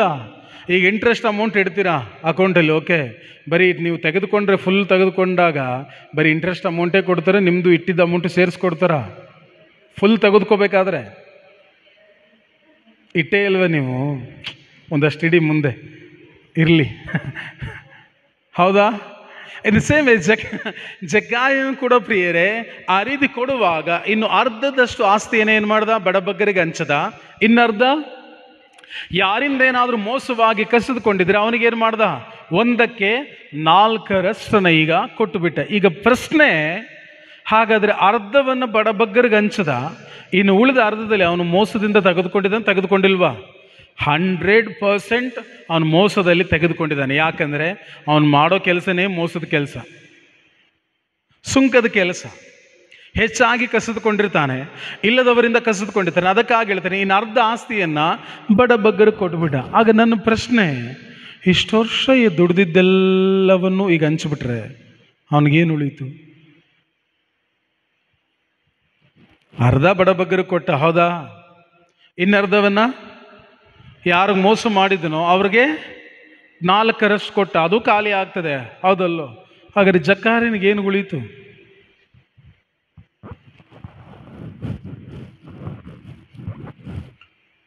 ಅವನಿಗೇನು ಉಳೀತು ಬದನ್? ಫಸ್ಟ್ ನಮ್ತವ ಏನಾಯಿತು? ಎಲ್ಲವನ್ನೂ ಕೊಟ್ಟ ಮೇಲೆ ಆತನಿಗೇನು ಉಳೀತು ಪ್ರಿಯರೇ? ಆತನ ಹೇಳ್ತಿರೋದೇನಂದೆ ಅಂದರೆ, ದೇವ ನಿನ್ನ ಪ್ರೀತಿಯೊಂದೇ ನನಗೆ. ಇಷ್ಟು ವರ್ಷಗಳ ಕಾಲ ನಾನು ಏನನ್ನ ದುಡಿದನೋ, ಕಳ್ಳತನದಿಂದ, ಮೋಸದಿಂದ, ಇತರ ಕಾರ್ಯಗಳಿಂದ ನಾನು ಒಬ್ಬನೇ ಇದ್ದರು ಹಣ ಹಣ ಹಣ ಹಣ ಎಂಬುದಾಗಿ ಸಂಪತ್ತಿನ ಹಿಂದೆ ನಾನು ಬಿದ್ದಿದ್ದನು. ಅದೆಲ್ಲವನ್ನು ಹಂಚಿಬಿಟ್ಟು ನಾನು ನಿನ್ನನ್ನೇ ಹಿಂಬಾಲಿಸಿದೆ. ನಿನ್ನ ಪ್ರೀತಿ ನನಗೆ ಸಾಕು ಪ್ರಿಯರೇ. ಇನ್ ದ ಸೇಮ್ ವೇ ಆತನ ಜೀವಿತದಲ್ಲಿ ಆದಂಥ ಬದಲಾವಣೆ ಅತ್ಯುತ್ತಮವಾದ ಬದಲಾವಣೆ. ಎಷ್ಟು ಬಾರಿ ಯೇಸುವನ್ನು ಭೇಟಿಯಾದ? ಎಷ್ಟು ಬಾರಿ ಯೇಸುವನ್ನು ಭೇಟಿಯಾದ? ಒಂದು ಸಾರಿ ಭೇಟಿಯಾದದಕ್ಕೆ ಏನು ನಿರ್ಧಾರ ತೆಗೆದುಕೊಂಡ? ಯಾರಿಂದ ಏನು ಕಸಿದುಕೊಂಡಿದ್ನೋ 1/4 ಕೊಟ್ಟುಬಿಟ್ಟ. ಆಸ್ತಿಲಿ ಅರ್ಧ ಭಾಗವನ್ನು ಬಡಬಗ್ಗರಿಗೆ ಹಂಚಿಬಿಟ್ಟ. ಒಂದು ಕ್ಷಣ ನಮ್ಮನ್ನು ನಾವು ಎಷ್ಟು ಸರಿ ನಾವು ಡಿಸೈಡ್, ಬಡಬಗ್ಗರಿಗೆ ಹಂಚೋದು ಆಸ್ತಿಯನ್ನು ಕೊಡೋದ್ರ ಬಗ್ಗೆ ಹೇಳೋದಿಲ್ಲ. ನಾವು ಪ್ರತಿಯೊಬ್ಬೊಬ್ಬರು ನಾವು ಇದು ತಪ್ಪು ಎಂಬುದಾಗಿ ತಿಳಿದಿರುವ ವಿಷಯವನ್ನು, ಯೇಸುವನ್ನು ನಾವು ಎಷ್ಟು ಬಾರಿ ಭೇಟಿಯಾಗಿದ್ರೂ ಒಂದು ಬಾರಿ ನಾವು ಹೇಳಿದ್ದೇವೆ ಎದ್ದು ನಿಂತು ಇದನ್ನು ನಾನು ಬಿಡ್ತೇನೆ ಎಂಬುದಾಗಿ? ಜಕ್ಕಾಯನು ಅಲ್ಲಿ ಎದ್ದು ನಿಲ್ಲಿರಲಿಲ್ಲ. ಜಕ್ಕಾಯನು ಫಸ್ಟ್ ಏನು ಮಾಡ್ದ? ಎದ್ದು ನಿಂತ. ನಾವು ಯಾವತ್ತವ್ರು ಎದ್ದು ನಿಂತಿದ್ದೇವ ದೇವರ ಪ್ರಸನ್ನತೆಯಲ್ಲಿ? ದೇವರ ಪ್ರಸನ್ನತೆಯಲ್ಲಿ ಎದ್ದು ನಿಂತಿದ್ದೇವ? ದೇವ ನಿನ್ನ ವಾಗ್ದಾನ ತಿಳಿಸದೆ, ನಿನ್ನ ವಾಕ್ಯಕ್ಕೆ ವಿರುದ್ಧವಾಗಿ ನಾನು ಈ ರೀತಿ ನಡೀತಾ ಇದ್ದೇನೆ, ಈ ರೀತಿ ನಡೆಯುವಂಥದ್ದನ್ನು ನಿನ್ನನ್ನು ನಾನು ಅರಿತಿದ್ದರಿಂದ, ನಿನ್ನನ್ನು ನಾನು ಪ್ರೀತಿಸಿದ್ದರಿಂದ ಇದನ್ನು ನಾನು ಬಿಟ್ಟು ಬಿಡುತ್ತೇನೆ ಎಂಬುದಾಗಿ ಎಂದಾದರೂ ಪ್ರಭುವಿನ ಮುಂದೆ ಎದ್ದು ನಿಂತಿದ್ದೇವಾ? ಅಥವಾ ಬಂದಂಗೆ ಸ್ವಲ್ಪ ಅದಕ್ಕೆ ಪಶ್ಚಾತ್ತಾಪಪಟ್ಟು ಅದಕ್ಕೆ ಕಣ್ಣೀರು ಹಾಕಿ ಮತ್ತೆ ಹಿಂತಿರುಗಿ ಅದರೊಂದಿಗೆ ಜೀವಿಸೋರಾಗಿದ್ದೇವ? ಪ್ರಿಯರೇ, ನೋಡಲಿಕ್ಕೆ ಚಿಕ್ಕ ವ್ಯಕ್ತಿ, ಹೌದಾ? ನೋಡಲಿಕ್ಕೆ ಗಿಡ್ಡ ವ್ಯಕ್ತಿ, ಬಟ್ ಬದಲಾವಣೆ ಮಾತ್ರ ಅತ್ಯದ್ಭುತಕರವಾದದ್ದು. ದ ಹೋಲ್ ಬೈಬಲ್ ನೀವು ಧ್ಯಾನಿಸುವಾಗ ಪ್ರಿಯರೇ, ಇಂತಹ ಬದಲಾವಣೆಯನ್ನು ನೀವು ಅತ್ಯದ್ಭುತವಾದ ಬದಲಾವಣೆ ಎಂಬುದಾಗಿ ಕರೆಯಬಹುದು. ಏತಕ್ಕಾಗಿ?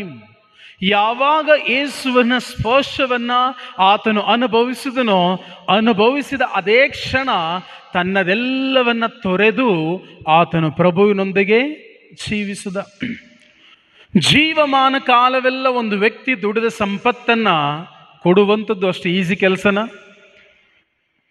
ಕೆಲಸನಾ?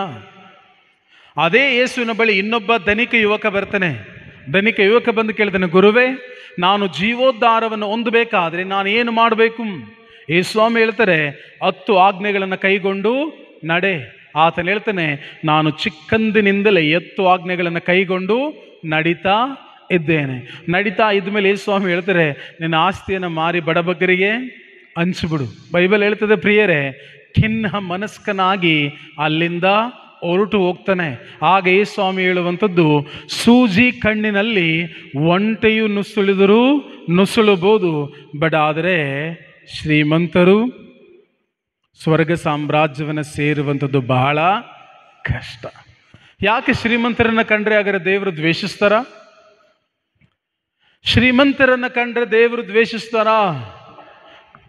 ದ್ವೇಷಿಸಲ್ಲ? ದ್ವೇಷಿಸಲ್ಲ? ಮತ್ತೆ ಇನ್ಯಾಕೆ ಹೇಳಿದ್ರಿ ಸ್ವಾಮಿ? ಹಾಗಾರೆ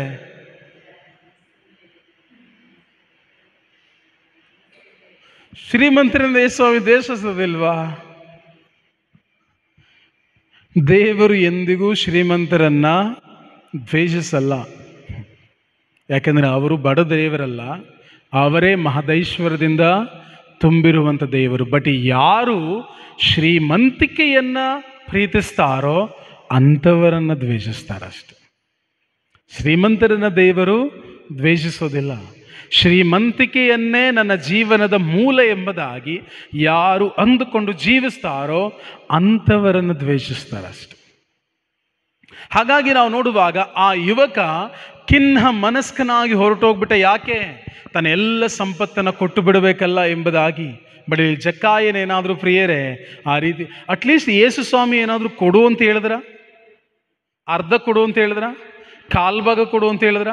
ಅಟ್ಲೀಸ್ಟ್ ಮರ ನಿನ್ನ ಹತ್ರ ಇಷ್ಟೊಂದು ದುಡ್ಡು ಐತೆ, ನೋಡೋಕೆ ಒಬ್ಬನೇ ಬೇರೆ ಇದೆಯಾ, ಏನು ನೀನು ಹೋಗ್ಬೇಕಾದ್ರೆ ತಕ್ಕಂಡ ಹೋಗ್ತೀಯಾ ಅಂತ ಏನಾದರೂ ಯೇಸು ಸ್ವಾಮಿ ಹೇಳಿದ್ರ? ಅಥವಾ ನೀನು ಹೋಗ್ಬೇಕಾದ್ರೆ ಒಂದು 4-6 ಜನ ನೀನು ಸಂಪಾದನೆ ಮಾಡ್ಕೋಬೇಕು ಅಂತ ಯೇಸು ಸ್ವಾಮಿ ಕೊಡೋಕೆ ಹೇಳಿದ್ರ? ಯೇಸು ಸ್ವಾಮಿ ಏನು ಕೊಡೋಕೆ ಹೇಳಲೇ ಇಲ್ಲ. ಬಟ್ ಅವನು ಕೊಟ್ಟನ ಕೊಡಲಿಲ್ಲ? ಯಾಕೆ ಕೊಟ್ಟ? ಹೇಗೆ ಕೊಟ್ಟ? ಅವನು ಕೊಡ್ಲಿಕ್ಕೆ ಕಾರಣ ಏನು? ಯೇಸು ಸ್ವಾಮಿ ಕೊಡೋಕೆ ಹೇಳಿಲ್ಲ, ಹೌದಲ್ವೋ? ನಾವು ಪ್ರತಿಯೊಬ್ಬೊಬ್ಬರು ಕೂಡ ನೋಡೋದಾದ್ರೆ ಯೇಸು ಸ್ವಾಮಿ ಕೊಡುವಂತನೂ ಹೇಳಿಲ್ಲ, ಬಡಬಗ್ಗರಿಗೆ ಹಂಚುವಂತನೂ ಹೇಳಿಲ್ಲ. ಬಟ್ ಹೇಗೆ ಅವನಲ್ಲಿ ಆ ಕಾರ್ಯ ಉತ್ಪತ್ತಿ ಆಯಿತು? ತನ್ನ ಹೃದಯ ಯಾವಾಗ ಪರಿವರ್ತನೆ ಆಯಿತೋ ಪ್ರಿಯರೇ, ಜನರಿಂದ ಇಲ್ಲಿವರೆಗೆ ಕಸಿದುಕೊಳ್ತಿದ್ದಂಥ ಅದೇ ವ್ಯಕ್ತಿ ಜನರಿಗೆ ಪ್ರಥಮವಾಗಿ ಕೊಡಲಿಕ್ಕೆ ಕೈಯನ್ನು ತೆಗೆದ. ಹಾಗಾಗಿ ಕ್ರಿಸ್ತನ ಪ್ರೀತಿಯನ್ನು ಒಂದು ವ್ಯಕ್ತಿ ಸ್ವೀಕರಿಸಿದ ಮೇಲೆ ಒಳಿತನ್ನು ಮಾಡು ಎಂಬುದಾಗಿ ಯಾರೂ ಹೇಳಬೇಕಾಗಿಲ್ಲ. ಕ್ರಿಸ್ತನ ಪ್ರೀತಿಯೇ ಅವನ ಮೂಲಕವಾಗಿ ಒಳಿತಿನ ಕಾರ್ಯಗಳನ್ನು ನೆರವೇರಿಸ್ತದೆ, ಕೆಡುಕನ್ನು ನಿಲ್ಲಿಸಿಬಿಡುತ್ತದೆ. ಫಸ್ಟ್ ಅದಕ್ಕಾಗಿ ಪ್ರಿಯರೇ, ನಮ್ಮ ಜೀವಿತದಲ್ಲಿ ಆತನಿಗಾಗಿ, ಆತನ ಪ್ರೀತಿಗಾಗಿ ನಮ್ಮ ಹೃದಯ ತವಕಿಸಬೇಕು. ಆತನಿಗಾಗಿ ಓಡುವಂಥದ್ದು, ಆತನಿಗಾಗಿ ಹತ್ತುವಂಥದ್ದು. ಜಕ್ಕಾಯನ ಏನು ಮಾಡಿದ್ನೋ ಆ ರನ್ ಅಂಡ್ ಅಪ್, ಅದು ಬೇರೆ ಏನೂ ಅಲ್ಲ ಪ್ರಿಯರೇ, ಅವನು ಆತ್ಮೀಕವಾಗಿ ಪ್ರಭುವಿನ ಪ್ರೀತಿಗಾಗಿ ಕಾದು ಕುಳಿತಿರುವಂಥದ್ದನ್ನು ನಾವು ಕಾಣಬಹುದು. ಇನ್ ದ ಸೇಮ್ ವೇ ನಮ್ಮ ಪ್ರತಿಯೊಬ್ಬರ ಜೀವಿತದಲ್ಲೂ ಎಷ್ಟೋ ಬಾರಿ ಪ್ರಭು ಯೇಸು ಕ್ರಿಸ್ತರು ಜೆರಿಕೋವಿಗೆ ಬಂದಿದ್ದಾರೆ.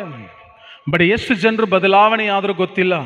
ಯೇಸು ಸ್ವಾಮಿ ಎಷ್ಟೋ ರೋಗಿಗಳನ್ನು ಗುಣಪಡಿಸಿದ್ರು, ಬಟ್ ಅವರಲ್ಲಿ ಎಷ್ಟು ಬದಲಾವಣೆ ಆಯಿತು ಗೊತ್ತಿಲ್ಲ. ಬಟ್ ಆದರೆ ಒಮ್ಮೆ ಯೇಸುವಿನ ಪ್ರೀತಿಯನ್ನು ಜಕ್ಕಾಯನ ಅನುಭವಿಸಿದ ಪ್ರಿಯರೇ, ದ ಕಂಪ್ಲೀಟ್ ಅವನ ಜೀವನದಲ್ಲಿ ಬದಲಾವಣೆಯನ್ನು ಕಂಡ. ಅನ್ಲೆಸ್ ಅಂಟಿಲ್ ನಮ್ಮ ಜೀವನದಲ್ಲಿ ಕ್ರಿಸ್ತನೆಡೆಗೆ ನಾವು ಬರುವಾಗ, ಕ್ರಿಸ್ತನೆಡೆಗೆ ನಮ್ಮಲ್ಲಿ ಬರುತ್ತಿರುವಾಗ ನಮ್ಮಲ್ಲಿ ಸ್ವಭಾವಗಳು ಬದಲಾಗದಿದ್ದಲ್ಲಿ ಪ್ರಿಯರೇ, ನಮ್ಮ ಜೀವಿತ ಉತ್ತಮವಾದ ಫಲಗಳನ್ನು ಫಲಿಸಲಿಕ್ಕೆ ಸಾಧ್ಯವಿಲ್ಲ. ಅದಕ್ಕಾಗಿ ಪ್ರಭು ಯೇಸು ಕ್ರಿಸ್ತರು ಯೋಹಾನ ಶುಭ ಸಂದೇಶದಲ್ಲಿ 15ನೇ ವಾಕ್ಯ 5ರಲ್ಲಿ ಅವರು ತಿಳಿಸುವಂಥದ್ದು, ನಾನೇ ನಿಜವಾದ ದ್ರಾಕ್ಷಾ ಬಳ್ಳಿ, ನೀವೆಲ್ಲರೂ ಕವಲು ಬಳ್ಳಿಗಳು. ನೀವು ಮೂಲ ಬಳ್ಳಿಯೊಂದಿಗೆ ನೀವು ಬೆಸೆಯದಿದ್ದರೆ ನೀವು ಫಲವನ್ನು ಫಲಿಸಲಿಕ್ಕೆ ಸಾಧ್ಯವಿಲ್ಲ. Every Christian must and should produce fruit. ಪ್ರತಿಯೊಬ್ಬ ಕ್ರೈಸ್ತನೂ ಕೂಡ ಉತ್ತಮವಾದ ಫಲವನ್ನು ಹೊರಹೊಮ್ಮಿಸಬೇಕು. ಯಾವ ಫಲ? ಗಲೇಷಿಯನ್ಸ್ ಚಾಪ್ಟರ್ 5 ದೈವ ವಾಗ್ದಾನ ತಿಳಿಸದೆ ಪವಿತ್ರಾತ್ಮ ದತ್ತ ಫಲಗಳು. ಯಾವುದು ಆ ಪವಿತ್ರಾತ್ಮ ದತ್ತ ಫಲಗಳು? ಪ್ರೀತಿ, ಸಹನೆ, ತಾಳ್ಮೆ, ಸಂಯಮ, ದಯೆ, ದಾಕ್ಷಿಣ್ಯ, ಸೌಜನ್ಯ, ಸಂಯಮ, ಇವೆಲ್ಲವೂ ಪವಿತ್ರಾತ್ಮ ದತ್ತ ಫಲಗಳು. ದ ವಾಟ್ ಫುಡ್, ನಾವು ಪ್ರತಿಯೊಬ್ಬೊಬ್ಬರು ಯಾವ ರೀತಿಯ ಫಲಗಳನ್ನು ಅನುದಿನ ಹೊರಹೊಮ್ಮಿಸ್ತಾ ಇದ್ದಾವೆ? ಪ್ರಿಯರೇ, ಕ್ರಿಸ್ತನ ಪ್ರೀತಿ ನಮ್ಮ ಪ್ರತಿಯೊಬ್ಬೊಬ್ಬರಲ್ಲೂ ಬದಲಾವಣೆಯನ್ನು ತರದಿದ್ದಲ್ಲಿ ನನ್ನ ಜೀವಿತದಲ್ಲಿ ಒಂದು ಉತ್ತಮವಾದ ಫಲಭರಿತವಾದಂತಹ ಜೀವಿತವನ್ನು ನಾನು ನಡೆಸಲಿಕ್ಕೆ ಸಾಧ್ಯವಾಗೋದು. ಜಕ್ಕಾಯನ ನಾವು ನೋಡುವಾಗ ದೈವ ವಾಕ್ಯದಲ್ಲಿ ಸುಮ್ಮನೆ ಕೊಟ್ಟನ ಪ್ರಿಯರೇ, ಸುಮ್ಮನೆ ಕೊಟ್ನಾ? ಸುಮ್ಮನೆ ಕೊಟ್ನಾ? ಈಗ ನನ್ನ ಪ್ರಶ್ನೆ, ಅವನಿಗಿದ್ದದನ್ನೆಲ್ಲ ಕೊಟ್ಟ ಮೇಲೆ ಅಂತ ಕೊಡೋ ಭಂಗಕ್ಕೆ ಅವನು ಯಾಕೆ ದುಡಿಬೇಕಾಗಿತ್ತು? ಹೌದಲ್ವ? ಅಂತ ಕೊಡೋ ಭಂಗಕ್ಕೆ ಅವನು ಯಾಕಪ್ಪ ದುಡಿಬೇಕಾಗಿತ್ತು? ಯಾಕೆ ಕೂಡಿಸ್ಬೇಕಾಗಿತ್ತು? ಪ್ರಿಯರೇ, ಈಗ ಅವನೇನು ಕೊಟ್ಟನೋ ಈ ಲೋಕದಲ್ಲಿ ಕಳ್ಕೊಂಡ, ಈ ಲೋಕದಲ್ಲಿ ಕಳ್ಕೊಂಡ, ಪರಲೋಕದಲ್ಲಿ ಕೂಡಿಟ್ಕೊಂಡ. ಅದಕ್ಕೆ ದೈವ ವಾಗ್ದಾನ ತಿಳಿಸದೆ, ತೆಗಿಮ ಒಂದು, ಐ ಥಿಂಕ್ 1 ತಿಮೋತಿ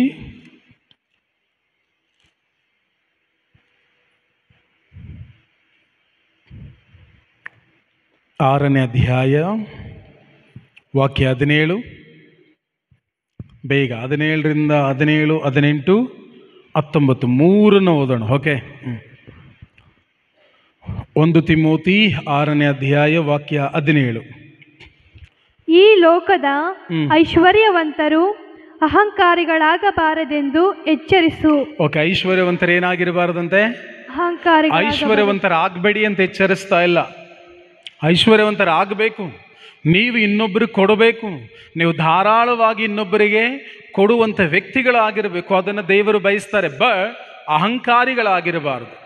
ನೆಕ್ಸ್ಟ್, ಅವರು ಅಳಿದು ಹೋಗುವ ಆಸ್ತಿಯ ಮೇಲೆ, ಮೈ ಗಾಡ್, ಏನಂತೆ? ಅಳಿದು ಹೋಗುವ ಆಸ್ತಿಯ ಮೇಲೆ, ಅಳಿದು ಹೋಗುವ ಆಸ್ತಿಯ ಮೇಲೆ ಭರವಸೆ ಇಡದೆ. ಯಾವುದು ಅಳಿದು ಹೋಗೋ ಆಸ್ತಿ? ಲೋಕವು, ಲೋಕದಲ್ಲಿರುವಂಥದ್ದು ಸಮಸ್ತವೂ ಅಳಿದು ಹೋಗ್ತದೆ. ಹೌದಾ? ಅಳಿದು ಹೋಗ್ತದೆ, ಅಳಿದು ಹೋಗೋದಿಲ್ವೋ? ಏನಾದರೂ ಇರುತ್ತಾ? ನೋ, ಎಲ್ಲವೂ ಅಳಿದು ಹೋಗ್ತದೆ. ಪ್ರತಿಯೊಂದು ಇವತ್ತಿಗೆ ನಾವೇನು ಗುದ್ದು ಒದ್ದಾಡಿ ಬಿದ್ದು ಒದ್ದಾಡಿ ಮೈಯೆಲ್ಲ ಕೆಸರು ಮಾಡಿ ಮುಖ ಎಲ್ಲನೂ ಕೂಡ ಕಿತ್ಕೊಂಡು ಜುಟ್ಟೆಲ್ಲ ಎಳೆದಾಡ್ಕೊಂಡು ಗುದ್ದಾಡಿ ಕೋರ್ಟ್ಗೋಗಿ ಅಲ್ಲಿಗೋಗಿ ಇಲ್ಲೋಗಿ ಏನೆಲ್ಲ ಮಾಡ್ತಿದ್ದೀವೋ ಎಲ್ಲವೂ ಒಂದು ದಿನ ಅಳಿದು ಹೋಗ್ತದೆ. ಡೌಟ್ ಇದೆಯಾ ಅದರಲ್ಲಿ ಏನಾದರೂ? ಓಕೆ, ಅಳಿದು ಹೋಗ್ತದೆ. ಹಾಗಾದ್ರೆ ಅಳಿದು ಹೋದ ಮೇಲೆ ಏನಕ್ಕೆ ದುಡಿಬೇಕು ನಾನು?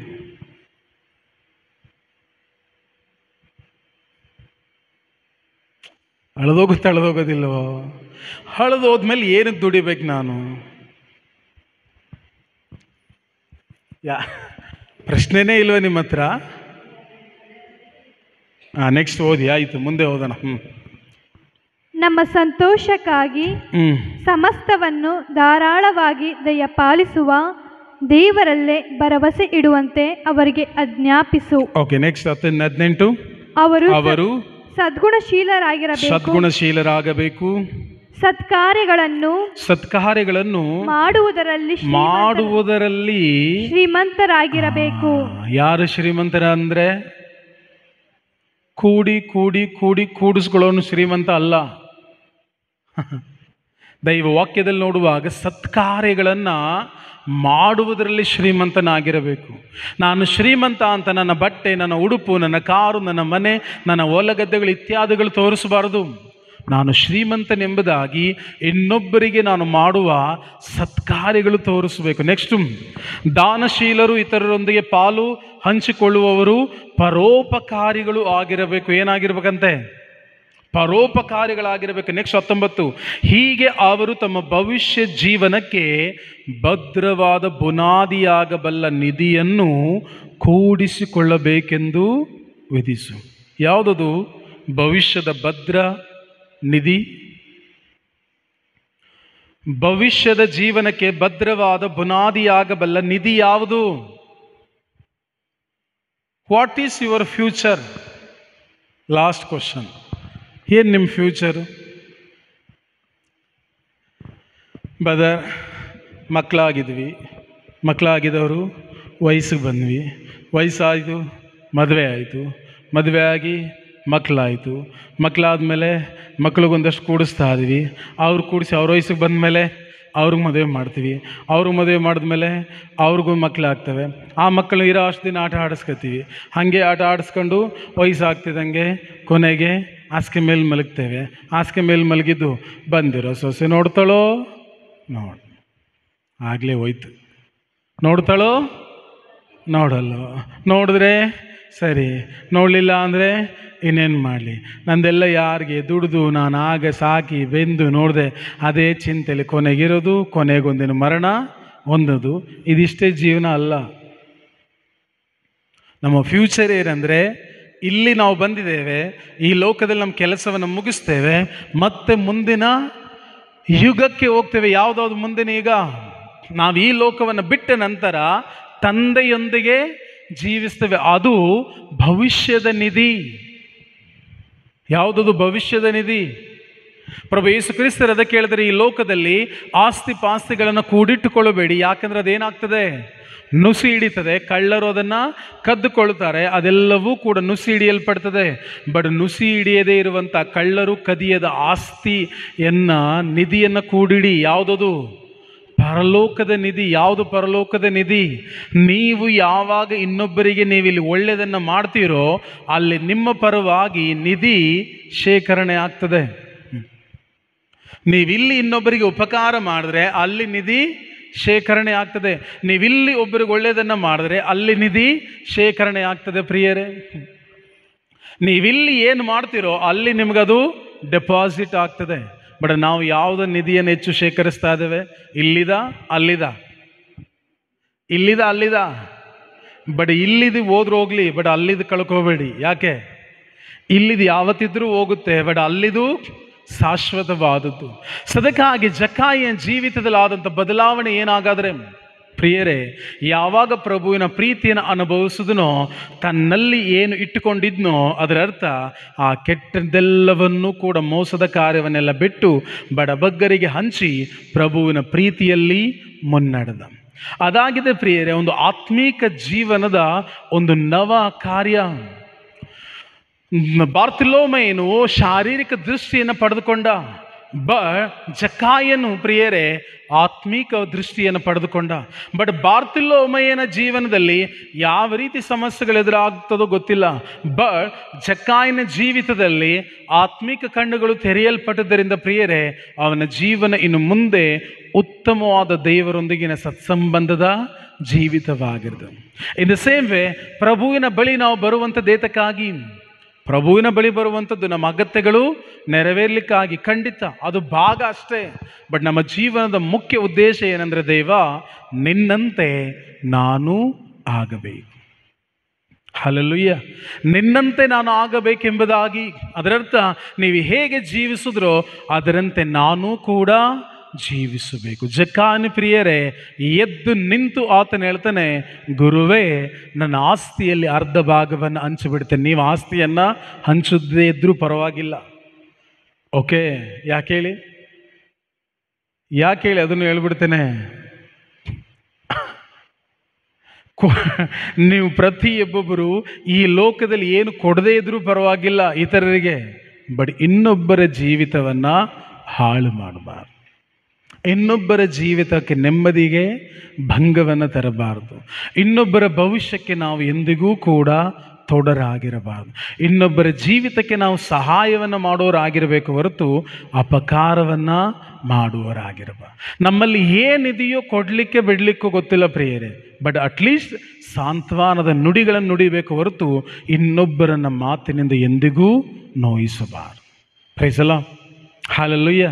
ಅದಾಗಿದೆ ದೈವ ವಾಗ್ದಾನದಲ್ಲಿ ನಾವು ಧ್ಯಾನಿಸುವಂಥದ್ದು. ಜಕ್ಕಾಯನ ಪ್ರಿಯರೇ ಯಾವುದೇ ಪ್ರಾಬ್ಲಮ್ ಇಲ್ಲ, ಬಟ್ ಅವನ ಆತ್ಮದಲ್ಲಿ ಇಷ್ಟೆಲ್ಲ ದುಡ್ಡಿದೆ, ಇಷ್ಟೆಲ್ಲ ಘನವಂತ, ಆತನು ಅಧಿಕಾರಿ, ಬಟ್ ಅವನ ಜೀವನದಲ್ಲಿ ಸುಖ, ಶಾಂತಿ, ನೆಮ್ಮದಿ ಇಲ್ಲ. ಬಟ್ ಪ್ರಭು ಯೇಸು ಕ್ರಿಸ್ತರು ಹೇಳ್ತಾರೆ, ಇಂದು ಈ ಮನೆ ಉದ್ಧಾರವಾಯಿತು. ಯಾಕೆ ಇಂದು ಈ ಮನೆ ಯಾಕೆ ಉದ್ಧಾರ ಆಯಿತು? ಯಾವಾಗ ಆತನು ಪ್ರಿಯರೇ ಮನ ಪರಿವರ್ತನೆಯಾದನೋ ಉದ್ಧಾರ ಪ್ರಾರಂಭವಾಯಿತು. ಇನ್ ದ ಸೇಮ್ ವೇ ನಿಮ್ಮ ಜೀವನದ ಉದ್ಧಾರ, ನಿಮ್ಮ ಕುಟುಂಬದ ಉದ್ಧಾರ ಬೇರೆ ಯಾರಲ್ಲೂ ಕೂಡ ಇಲ್ಲ. ನಿಮ್ಮ ಮನ ಪರಿವರ್ತನೆಯಲ್ಲೇ ನಿಮ್ಮ ಉದ್ಧಾರವೂ ಅಡಗಿರುವಂಥದ್ದು. ಇಂದು ಕೂಡ ಪ್ರಭು ಯೇಸು ಜಕ್ಕಾಯನಿಗೆ ಹೇಳ್ತಾರೆ, ನಾನು ನಿನ್ನ ಮನೆಗೆ ಬರಲಿಕ್ಕೆ ಸಿದ್ಧನಿದ್ದೇನೆ. ಬಟ್ ನೀನು ನಿನ್ನ ಜೀವಿತದಲ್ಲಿ ಬದಲಾವಣೆಗಳನ್ನು ತಂದುಕೊಡ್ಲಿಕ್ಕೆ ಇಚ್ಛಿದೆ. ಫೋರ್ಸ್ ಮಾಡೋದಿಲ್ಲ ಯೇಸು ಸ್ವಾಮಿ, ಯಾರನ್ನೂ ಫೋರ್ಸ್ ಮಾಡೋದಿಲ್ಲ, ತಿಳ್ಕೊಬೇಡಿ. ಯಾರನ್ನು ಯೇಸು ಸ್ವಾಮಿ ಎಂದಿಗೂ ಫೋರ್ಸ್ ಮಾಡೋದಿಲ್ಲ. ಬಟ್ ನಾನು ಅವರ ಪ್ರೀತಿಯನ್ನು ಅನುಭವಿಸಿದ ಮೇಲೆ ಜೀವನ ನನ್ನದಾಗಿರಬೇಕು. ಕ್ರಿಸ್ತನ ನಾನು ಸ್ವೀಕರಿಸಿದ ಮೇಲೆ ವರ್ಷಕ್ಕೆ ಅಟ್ಲೀಸ್ಟ್ ಕೊಂಚವಾದರೂ ನನ್ನಲ್ಲಿ ಬದಲಾವಣೆಗಳಾಗಲೇಬೇಕು. ಬದಲಾವಣೆಗಳಾಗದಿದ್ದಲ್ಲಿ ಪ್ರಿಯರೇ, ನನ್ನ ಜೀವನ ಒಂದು ಮಾದರಿಯ ಜೀವಿತವಾಗಿರಲಿಕ್ಕೆ ಸಾಧ್ಯವಿಲ್ಲ. ಪ್ರಭು ಯೇಸುವಿನ ಬಳಿ ಬಂದ ಜಕ್ಕಾಯನ ಬಳಿಗೆ ಪ್ರಭು ಯೇಸು ಹೋಗಿ ಮನೆಯಲ್ಲಿ ತಂಗಿದ್ರು, ಅವನ ಜೀವನದಲ್ಲಿ ಬದಲಾವಣೆಯನ್ನು ತಂದರು. ಇನ್ ದ ಸೇಮ್ ವೇ ಪ್ರಭು ಯೇಸು ಈ ಲೋಕಕ್ಕೆ ಬಂದಿದ್ದೇ ನಮಗಾಗಿ. ರೊಟ್ಟಿಯ ರೂಪದಲ್ಲಿ ಅವರನ್ನು ನಾವು ಸ್ವೀಕರಿಸುವಂಥದ್ದೇ ನಮ್ಮ ಜೀವನದಲ್ಲಿ ಬದಲಾವಣೆಯನ್ನು ತರಲಿಕ್ಕಾಗಿ. ಆ ಬದಲಾವಣೆ ಜೀವನ ನಮ್ಮದಾಗಿರಲಿ ಎಂಬುದಾಗಿ ನಾವು ಪ್ರತಿಯೊಬ್ಬರು ಎದ್ದು ನಿಂತು ಕಣ್ಣುಗಳ ಮುಚ್ಚಿ ಪ್ರಾರ್ಥಿಸೋಣ. ಎದ್ದು ನೋಡೋಣ, ಪ್ರತಿಯೊಬ್ಬರು ಎದ್ದು ನಿಂತು ಈ ಸಮಯದಲ್ಲಿ ಸಂಪೂರ್ಣವಾಗಿ ನಮ್ಮ ಶಾರೀರಿಕವಾದ ಕಣ್ಣುಗಳನ್ನು ಮುಚ್ಚುತ್ತಾ ನಮ್ಮ ಆಂತರ್ಯದ ಕಣ್ಣುಗಳನ್ನು ತೆರೆದು ನಮ್ಮನ್ನೇ ಪ್ರಭುವಿಗೂ ಪ್ರಭುವಿನ ಕರಗಳಿಗೂ ಒಪ್ಪಿಸಿಕೊಡೋಣ. ಪ್ರಿಯರೇ, ಥ್ಯಾಂಕ್ ಯು ಜೀಸಸ್. ಹಲ್ಲೆಲೂಯಾ. ಕಣ್ಣುಗಳ ಮುಚ್ಚೋಣ ಸಂಪೂರ್ಣವಾಗಿ. ಈ ಸಮಯದಲ್ಲಿ ನಮ್ಮನ್ನೇ ತಂದೆ ಕರಗಳಿಗೆ ಒಪ್ಪಿಸೋಣ. ಪ್ರಿಯರೇ, ಒಂದು ಕ್ಷಣ ನಾವು ಪ್ರತಿಯೊಬ್ಬೊಬ್ಬರು ನಮ್ಮ ಹೃದಯಗಳನ್ನು ಸಿದ್ಧಪಡಿಸಿಕೊಳ್ಳೋಣ. ಲೋಕ ಹೇಳುವಂಥದ್ದೇ ಬದಲಾವಣೆ ಜಗದ ನಿಯಮ ಎಂಬುದಾಗಿ. ಬಟ್ ಪ್ರಿಯರೇ, ಕ್ರೈಸ್ತ ಮಕ್ಕಳಿಗೆ ಬದಲಾವಣೆ ಫಲವನ್ನು ಹೊರಹೊಮ್ಮಿಸುವಂಥದ್ದು. ಪ್ರಭು ಯೇಸು ಕ್ರಿಸ್ತರು ತಿಳಿಸುವಂತೆ, ನೀವಾದರೂ ನಾನು ಆಡಿದ ಮಾತುಗಳಿಂದ ಸವರಿ ಶುದ್ಧಗೊಂಡಿದ್ದೀರಿ, ನಾನು ನಿಮ್ಮನ್ನು ಸವರಿ ಶುದ್ಧಗೊಳಿಸ್ತೇನೆ. ಯಾಕೆಂದರೆ ನಿಮಗೆ ನೋವನ್ನು ಮಾಡಲಿಕ್ಕಾಗಿ ಅಲ್ಲ, ನೀವು ಫಲವನ್ನು ಹೊರತೆಗೆಯಲಿಕ್ಕಾಗಿ. ಇವತ್ತು ಕೂಡ ಪ್ರಭು ನಿಮ್ಮೊಂದಿಗೆ ಮಾತನಾಡುತ್ತಿರುವಂಥದ್ದು ಪ್ರಿಯರೇ, ನಿಮ್ಮನ್ನು ನೋವು ಪಡಿಸಲಿಕ್ಕಾಗಿ ಅಲ್ಲ. ದುರಾತ್ಮನು ನಿಮ್ಮಲ್ಲಿ ಈ ಕ್ಷಣ ಒಂದು ಆಲೋಚನೆಯನ್ನು ತರಬಹುದು ಏನನ್ನೋದಾದರೆ, ಏನು ಬ್ರದರ್ ಈ ರೀತಿ ಇದನ್ನು ಹೇಳ್ತಾ ಆದರೆ ನಮಗೆ ನೋವು ಮಾಡಬೇಕೆಂಬುದಾಗಿಯಾ? ಪ್ರಿಯರೇ, ನಿಮ್ಮಲ್ಲಿ ನೋವು ಉಂಟಾಗ್ತಿದೆ ಅನ್ನೋದಾದರೆ ಪವಿತ್ರಾತ್ಮರು ಅದರ ತೋರಿಸುವ ಸಂಕೇತ ಏನೆಂದರೆ, ಮಗು ನೀನು ಬದಲಾಯಿಸಿಕೊ ಎಂಬುದಾಗಿ. ಪವಿತ್ರಾತ್ಮರು ಯಾರನ್ನು ಎಂದಿಗೂ ನೋಯಿಸಲು ಇಚ್ಛಿಸೋದಿಲ್ಲ ಪ್ರಿಯರೇ. ಸವರುವಾಗ ಕವಲು ಬಳ್ಳಿಗಳಿಗೆ ನೋವು ಆಗುವಂಥದ್ದು ಅದು ಸಾಮಾನ್ಯ. ಬಟ್ ಆ ನೋವು ಯಾವುದೇ ಕಾರಣಕ್ಕೂ ದ್ವೇಷದೊಂದಿಗಲ್ಲ, ನಾಶಪಡಿಸಲಿಕ್ಕಾಗಿ ಅಲ್ಲ, ಯಥೇಚ್ಛವಾದ ಫಲವನ್ನು ತರಲಿ ಎಂಬ ಉದ್ದೇಶದಿಂದ. ನಮ್ಮನ್ನು ನಾವು ಪ್ರಶ್ನಿಸಿಕೊಳ್ಳೋಣ ಪ್ರಿಯರೇ. ಪ್ರಭುವಿನ ಮುಂದೆ ನಾವು ಬಂದಾಗ ನಾವು ಪ್ರತಿಯೊಬ್ಬೊಬ್ಬರು ನಮ್ಮಲ್ಲಿ ಯಾವ ಬದಲಾವಣೆಗಳನ್ನು ಬದಲಾಯಿಸಿಕೊಳ್ಳಲು ಇಚ್ಛಿಸುವವರಾಗಿದ್ದೇವೆ. ಹೊರಾಂಗಣದ ಅದ್ಭುತ ಕಾರ್ಯಕ್ಕಿಂತ ಪ್ರಿಯರೇ, ಅಂತರಂಗದ ಬದಲಾವಣೆ ದೈವ ಸಾಮ್ರಾಜ್ಯದಲ್ಲಿ ಬಹಳ ಶ್ರೇಷ್ಠಕರವಾದದ್ದು. ಸತ್ತವರು ಜೀವಕ್ಕೆ ಎದ್ದಾಗ ಸ್ವರ್ಗಲೋಕ ಸಂತೋಷಿಸಲಿಲ್ಲ, ಅದರಲ್ಲಿ ಸಂತೋಷವಿಲ್ಲ ಎಂಬುದಾಗಿ ಅಲ್ಲ. ರೋಗಿಗಳು ಗುಣ ಹೊಂದಿದಾಗ ದೇವದೂತರು ಕುಣಿದಾಡಲಿಲ್ಲ. ಒಬ್ಬ ಪಾಪಿ ತನ್ನ ಪಾಪಕ್ಕೆ ಮನ ತಿರುಗಿದಾಗ ಸ್ವರ್ಗವು ಆನಂದ ಪಡುವುದೆಂಬುದಾಗಿ. ಆಂತರ್ಯದ ಪರಿವರ್ತನೆ ಬಹಳ ಮುಖ್ಯವಾದುದು ಪ್ರಿಯರೇ. ನಾವು ದೇಹವನ್ನು ಮುಚ್ಚಿಕೊಳ್ಳಲು ವಸ್ತ್ರಗಳನ್ನು ಧರಿಸಿದ್ದೇವೆ. ದೈವ ವಾಗ್ದಾನ ತಿಳಿಸದೆ, ನನ್ನ ದೇವರಿಗೆ ನನ್ನ ಆಂತರ್ಯವು ಬಟ್ಟ ಬಯಲಾದದ್ದು. ಹೊರಗಿನ ದೇಹಕ್ಕೆ ನಾನು ವಸ್ತ್ರವನ್ನು ಮುಚ್ಚಿದಂತೆ ನನ್ನ ಹೃದಯವು ದೇವರಿಗೆ ಕಾಣದಂತೆ ಮುಚ್ಚಲು ಸಾಧ್ಯವಿಲ್ಲ ಪ್ರಿಯರೇ. ಆತನಿಗೆ ನನ್ನ ಹೃದಯದ ಪ್ರತಿಯೊಂದು ಆಲೋಚನೆಗಳನ್ನು ಚೆನ್ನಾಗಿ ಬಲ್ಲಾತನು. ಹೃದಯದ ಪ್ರತಿಯೊಂದು ಸ್ಥಿತಿಗತಿಗಳನ್ನು ಆತನು ಚೆನ್ನಾಗಿ ಅರಿತಿರುವ ದೇವನು. ಆತನು ಮನುಷ್ಯನ ಹೊರಾಂಗಣವನ್ನು ನೆಚ್ಚದೆ ಅಂತರಂಗವನ್ನೇ ಮೆಚ್ಚುವ ದೇವನು. ಹೊರಾಂಗಣದ ತೋರಿಕೆಯು ಅದು ಬಹಿರಂಗದ ಜೀವಿತ, ಆಂತರ್ಯದ ಜೀವಿತವು ದೇವರ ಮೆಚ್ಚುಗೆಯ ಜೀವಿತವು ಪ್ರಿಯರೇ. ಜಕಾರ್ಯನು ಓಡಿ ಯೇಸುವನ್ನು ಕಾಣಲು ಮರವನ್ನು ಹತ್ತಿದ. ಈ ರನ್ ಅಂಡ್ ಈ ಅಪ್ ಆತನು ಓಡಿದ ತನ್ನ ಮರವನ್ನು ಆತನು ಕ್ಲೈಮ್ ಮರವನ್ನು ಹತ್ತುತ್ತಾ ಇದ್ದಾನೆ ಪ್ರಿಯರೇ, ಮರವನ್ನು ಹತ್ತುತ್ತಾ ಇದ್ದಾನೆ. ಇನ್ ದ ಸೇಮ್ ವೇ ದೇವರ ದಾಹ, ಪ್ರಭುವಿನ ಮೇಲಿನ ಪ್ರೀತಿ ನಮ್ಮನ್ನು ಧಣಿಸದಂತೆ ಅದು ಸದಾ ಓಡುವಂಥದ್ದಾಗಿರಬೇಕು. ಪ್ರಭುವಿನ ಮೇಲಿನ ದಾಹವು ಪ್ರಿಯರೇ ನಮ್ಮಲ್ಲಿ ಎಂದಿಗೂ ಕುಗ್ಗಬಾರದು. ಯಾಕೆಂದರೆ ಆತನೇ ನನ್ನ ಸಮಸ್ತವು. ಯಾರನ್ನೂ ನೋಡದ ಪ್ರಭು ಯೇಸು ಜಕ್ಕಾರಿಯನ ಬಳಿ ಬಂದು ತಲೆ ಎತ್ತಿ, ಜಕ್ಕಾರಿ ನಾನು ನಿನ್ನ ಮನೆಯಲ್ಲಿ ತಂಗಬೇಕೆಂಬುದಾಗಿ ನುಡಿದಂತೆ ಇಂದು ನಿಮ್ಮನ್ನು ನೋಡಿ ಪ್ರಭು ಯೇಸು ನುಡಿಯುವ ಸಮಯ. ಮಗಳೇ, ಮಗನೇ, ನಾನು ನಿನ್ನ ಮನೆಯಲ್ಲಿ ತಂಗಬೇಕೆಂಬುದಾಗಿ. ಒಂದು ಕ್ಷಣ ಯೋಚಿಸೋಣ, ಪ್ರಭು ನನ್ನ ಮನೆಯಲ್ಲಿ ತಂಗಲಿಕ್ಕೆ ನನ್ನ ಮನೆ ಯೋಗ್ಯವಾಗಿದೆಯಾ? ಪ್ರಭು ನನ್ನ ಮನೆಯಲ್ಲಿ ತಂಗಲಿಕ್ಕೆ ಬೇಕಾದಂತಹ ಸಿದ್ಧತೆ ನನ್ನ ಮನೆಯಲ್ಲಿದೆಯಾ? ನನ್ನ ಮನಸ್ಸು, ನನ್ನ ಹೃದಯ ನಿಷ್ಕಲ್ಮಶವಾಗಿದೆಯಾ? ಪರಿಶುದ್ಧ ದೇವನು ನನ್ನ ಹೃದಯದಲ್ಲಿ ನೆಲೆಸಬೇಕೆಂದರೆ ಅವನು ನೆಲೆಸಲು ಬೇಕಾದಂತಹ ಶುದ್ಧತೆಯು ಅಥವಾ ಕಾರ್ಯವು ನನ್ನಲ್ಲಿದೆಯಾ? ಪ್ರಭು ಇಂದು ನಾನು ನಿನ್ನ ಮನೆಯಲ್ಲಿ ತಂಗಬೇಕೆನ್ನುವಾಗ ಪ್ರಿಯರೇ, ನಮ್ಮ ಮನೆಗಳ ಸ್ಥಿತಿ ಹೇಗಿದೆ ಒಮ್ಮೆ ನೋಡಿಕೊಳ್ಳೋಣ.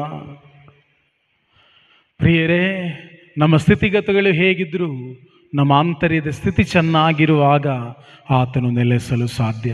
ಯಾರ ತಂಗದ ಪ್ರಭು ಯೇಸು ಜಕ್ಕಾಯನ ಮನೆಯಲ್ಲಿ ತಂಗಲು ಕಾರಣ ಅವನ ಹೃದಯ ಪರಿವರ್ತನೆ. ಪ್ರಿಯರೇ, ಕಣ್ಣುಗಳು ಮುಚ್ಚೋಣ. ಜಕ್ಕಾಯನಿಗೆ ಪ್ರಭು ಯೇಸು ಕೊಡು ಎಂಬುದಾಗಿ ಹೇಳಿಲ್ಲ, ಅರ್ಧ ಆಸ್ತಿಯನ್ನು ಬಡಬಗ್ಗರಿಗೆ ಹಂಚು ಎಂಬುದಾಗಿ ಹೇಳಿಲ್ಲ, ಮೋಸದಿಂದ ಕಸಿದುಕೊಂಡವರಿಗೆ ಕೊಟ್ಟು ಬಿಡಿ ಎಂಬುದಾಗಿ ಹೇಳಿಲ್ಲ. ಪ್ರಭುವಿನ ಪ್ರೀತಿ ಅವನಿಗೆಲ್ಲವನ್ನು ತೋರ್ಪಡಿಸಿತು, ತಾನು ಯಾವ ತಪ್ಪಿನಲ್ಲಿದ್ದೇ ಏನನ್ನು ಮಾಡಬೇಕೆಂಬುದಾಗಿ. ಇನ್ ದ ಸೇಮ್ ವೇ, ಅದೇ ರೀತಿ ಈ ಸಮಯ ಪ್ರಿಯರೇ, ನಿಮ್ಮ ಹೃದಯದಲ್ಲಿ ಪವಿತ್ರಾತ್ಮನು ತೋರಿಸುತ್ತಿರುವಂಥ ಪ್ರತಿಯೊಂದು ಕಾರ್ಯಗಳಿಗಾಗಿ ಒಪ್ಪಂದವನ್ನು ಸೂಚಿಸಿಕೊಳ್ಳಿರಿ. ಇನ್ನು ಮುಂದೆ ನಾನು ಇಂತಹ ಜೀವಿತವನ್ನು ನಡೆಸದೆ ಪರಿಶುದ್ಧತೆಯ ಜೀವಿತವನ್ನು ನಡೆಸಿದ್ದೇನೆ, ಮೋಸದ ಅಥವಾ ಕಿತ್ತುಕೊಳ್ಳುವ ಕಾರ್ಯದಲ್ಲಿ ಜೀವಿಸದೆ ನಾನು ಕೊಡುವ ವ್ಯಕ್ತಿಯಾಗಿ ಜೀವಿಸ್ತೇನೆ. ಜಕ್ಕಾಯನು ನುಡಿದಂತೆ ಎಲ್ಲವೂ ಕಳೆದುಕೊಂಡರು ದೇವ ನೀನು ನನಗಿದ್ದಿ, ಅದೊಂದೇ ಸಾಕೆಂಬುದಾಗಿ. ಆಸ್ತಿ ಅರ್ಧವೂ ಹಂಚಲ್ಪಟ್ಟೆ, ಬಡಬಗ್ಗರಿಗೆ ಕೊಡಲ್ಪಟ್ಟೆ, 4ರಷ್ಟು ಹಿಂತಿರುಗಿದೆ, ನನಗೇನೂ ಕೂಡ ಉಳಿಲಿಲ್ಲ ಲೋಕದ ಪ್ರಕಾರ, ಆದರೆ ಭವಿಷ್ಯದ ನಿಧಿಯು ನನಗೆ ಶೇಖರಣೆಯಾಗಿದೆ ಎಂಬುದಾಗಿ. ಕಣ್ಣುಗಳ ಮುಚ್ಚುತ್ತ ಸಂಪೂರ್ಣ ಆಂತರ್ಯದ ಪ್ರಿಯರ ಬದಲಾವಣೆ ನಿಮ್ಮ ಶರೀರದಲ್ಲಿ ಸೌಖ್ಯವನ್ನು ಉತ್ಪಾದಿಸುವಂಥದ್ದು. ಆಂತರ್ಯದ ಬದಲಾವಣೆ ನಿಮ್ಮ ಜೀವನದಲ್ಲಿ ಬಂಧನದಿಂದ ಬಿಡುಗಡೆಗೊಳಿಸುವಂಥದ್ದು. ಆಂತರ್ಯದ ಬದಲಾವಣೆ ನಿಮ್ಮ ಜೀವನದಲ್ಲಿ ಉನ್ನತದ ಫಲಭರಿತವಾದ ಜೀವಿತವನ್ನಾಗಿಸುವಂಥದ್ದು. ಅದನ್ನು ಕಣ್ಣುಗಳ ಮುಚ್ಚುತ್ತಾ ಪ್ರತಿಯೊಬ್ಬರೂ ಕೂಡ ಬಾಯಿ ತೆರೆದು ಹೇಳೋಣ. ಪ್ರಭು ಯೇಸುವೇ, ಅಂದು ನೀವು ಜಕ್ಕಾಯನನ್ನು ನೋಡಿದಂತೆ ನನ್ನನ್ನು ನೀವು ನೋಡುತ್ತಿದ್ದೀರಿ. ಅಂದು ಜಕ್ಕಾಯನನ್ನು ನೋಡಿದಂತಹ ಪ್ರಭು ಯೇಸುವೇ, ಇಂದು ನೀವು ನನ್ನನ್ನು ನೋಡುತ್ತಿದ್ದೀರಿ. ನೀವು ನನ್ನನ್ನು ನೋಡುತ್ತಿದ್ದೀರಿ. ನನ್ನ ಜೀವಿತವು ನಿಮಗೆ ಬಟ್ಟ ಬಯಲಾಗಿದೆ. ಯಾವುದೂ ಕೂಡ ಮುಚ್ಚುಮರೆಯಿಲ್ಲ, ಎಲ್ಲವೂ ಬಟ್ಟ ಬಯಲಾಗಿದೆ ಪ್ರಭು ಯೇಸುವೇ. ಆದರೂ ನನ್ನದೊಂದು ಬಯಕೆ, ನನ್ನ ಜೀವಿತದಲ್ಲಿ ನೀವು ತಂಗಬೇಕು, ನನ್ನ ಜೀವಿತದಲ್ಲಿ ನೀವು ವಾಸಿಸಬೇಕು. ನೀವು ವಾಸಿಸಲು, ನೀವು ತಂಗಲು ಬೇಕಾದ ಬದಲಾವಣೆಗಳನ್ನು ನಾನು ಮಾಡಿಕೊಳ್ಳುತ್ತೇನೆ. ಅದೇನೆಂದರೆ, ಜಕ್ಕಾಯನಂತೆ ನನ್ನ ಹೃದಯವನ್ನು ಪರಿವರ್ತಿಸಿಕೊಳ್ಳುತ್ತೇನೆ.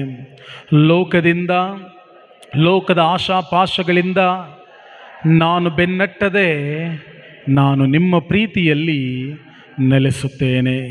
ಪ್ರಭು ಯೇಸುವೇ, ನಿಮ್ಮ ಮಾತುಗಳಿಂದ ನನ್ನನ್ನು ಸವರಿ ಶುದ್ಧಗೊಳಿಸಿದ್ದೀರಿ.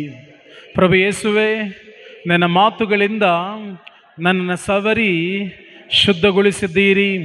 ನೀವು ನನ್ನನ್ನು ಸವರಿ ಶುದ್ಧಗೊಳಿಸಿರುವುದೇ ಯಥೇಚ್ಛವಾದ ಫಲವನ್ನು ತರಲು.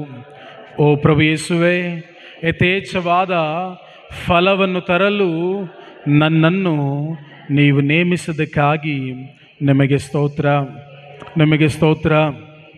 ಯೇಸುವೆ ಸ್ತೋತ್ರ, ಯೇಸುವೆ ವಂದನೆ, ಯೇಸುವೆ ಆರಾಧನೆ.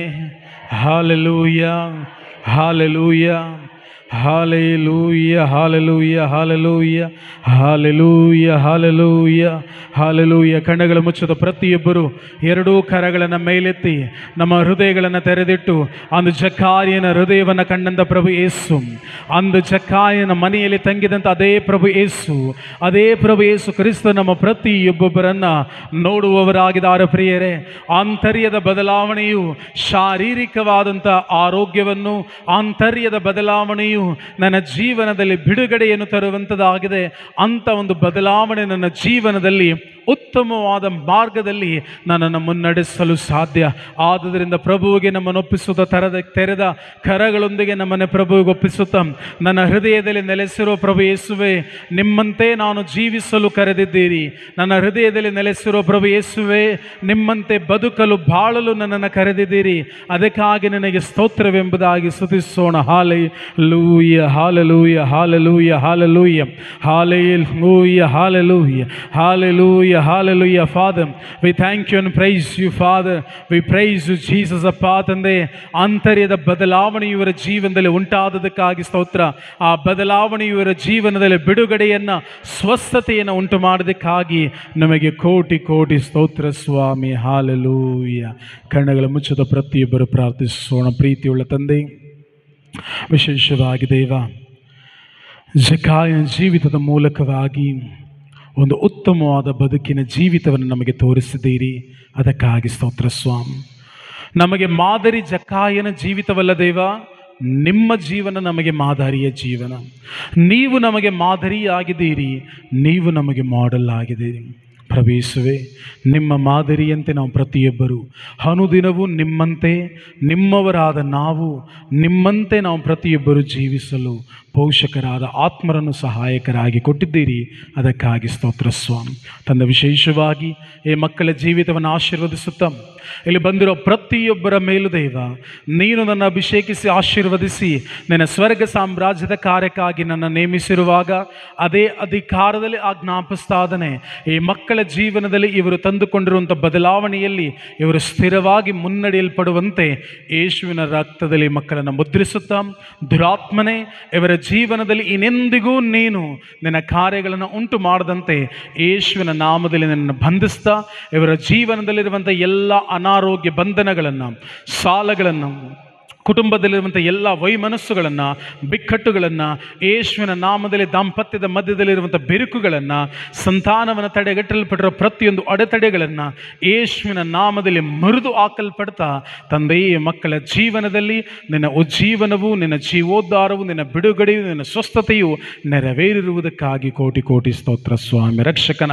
ನಾಮದಲ್ಲಿ, ನಜರೇತಿನ ಪ್ರಭು ಯೇಸುವಿನ ನಾಮದಲ್ಲಿ ತಂದೆಯೇ ಸರ್ವ ಘನಮಾನ ಸ್ತುತಿ ಸ್ತೋತ್ರವನ್ನು ನಿಮ್ಮೊಬ್ಬರಿಗೆ ಸಲ್ಲಿಸುತ್ತಾ ಪ್ರಭು ಯೇಸು ಕ್ರಿಸ್ತರ ನಾಮದಲ್ಲಿ ಯಾವುದೆಲ್ಲವನ್ನು ಪ್ರಾರ್ಥಿಸಿದ್ದೇವೋ ಅದೆಲ್ಲವನ್ನು ಅವರ ನಾಮದಲ್ಲಿಯೇ ಹೊಂದಿಕೊಂಡಿದ್ದೇವೆ ಎಂಬುದಾಗಿ ನಂಬಿ ಪ್ರಾರ್ಥಿಸ್ತಾ ಇದ್ದೇವೆ ನಮ್ಮ ಜೀವೋಳ್ಳ ತಂದೆಯೇ.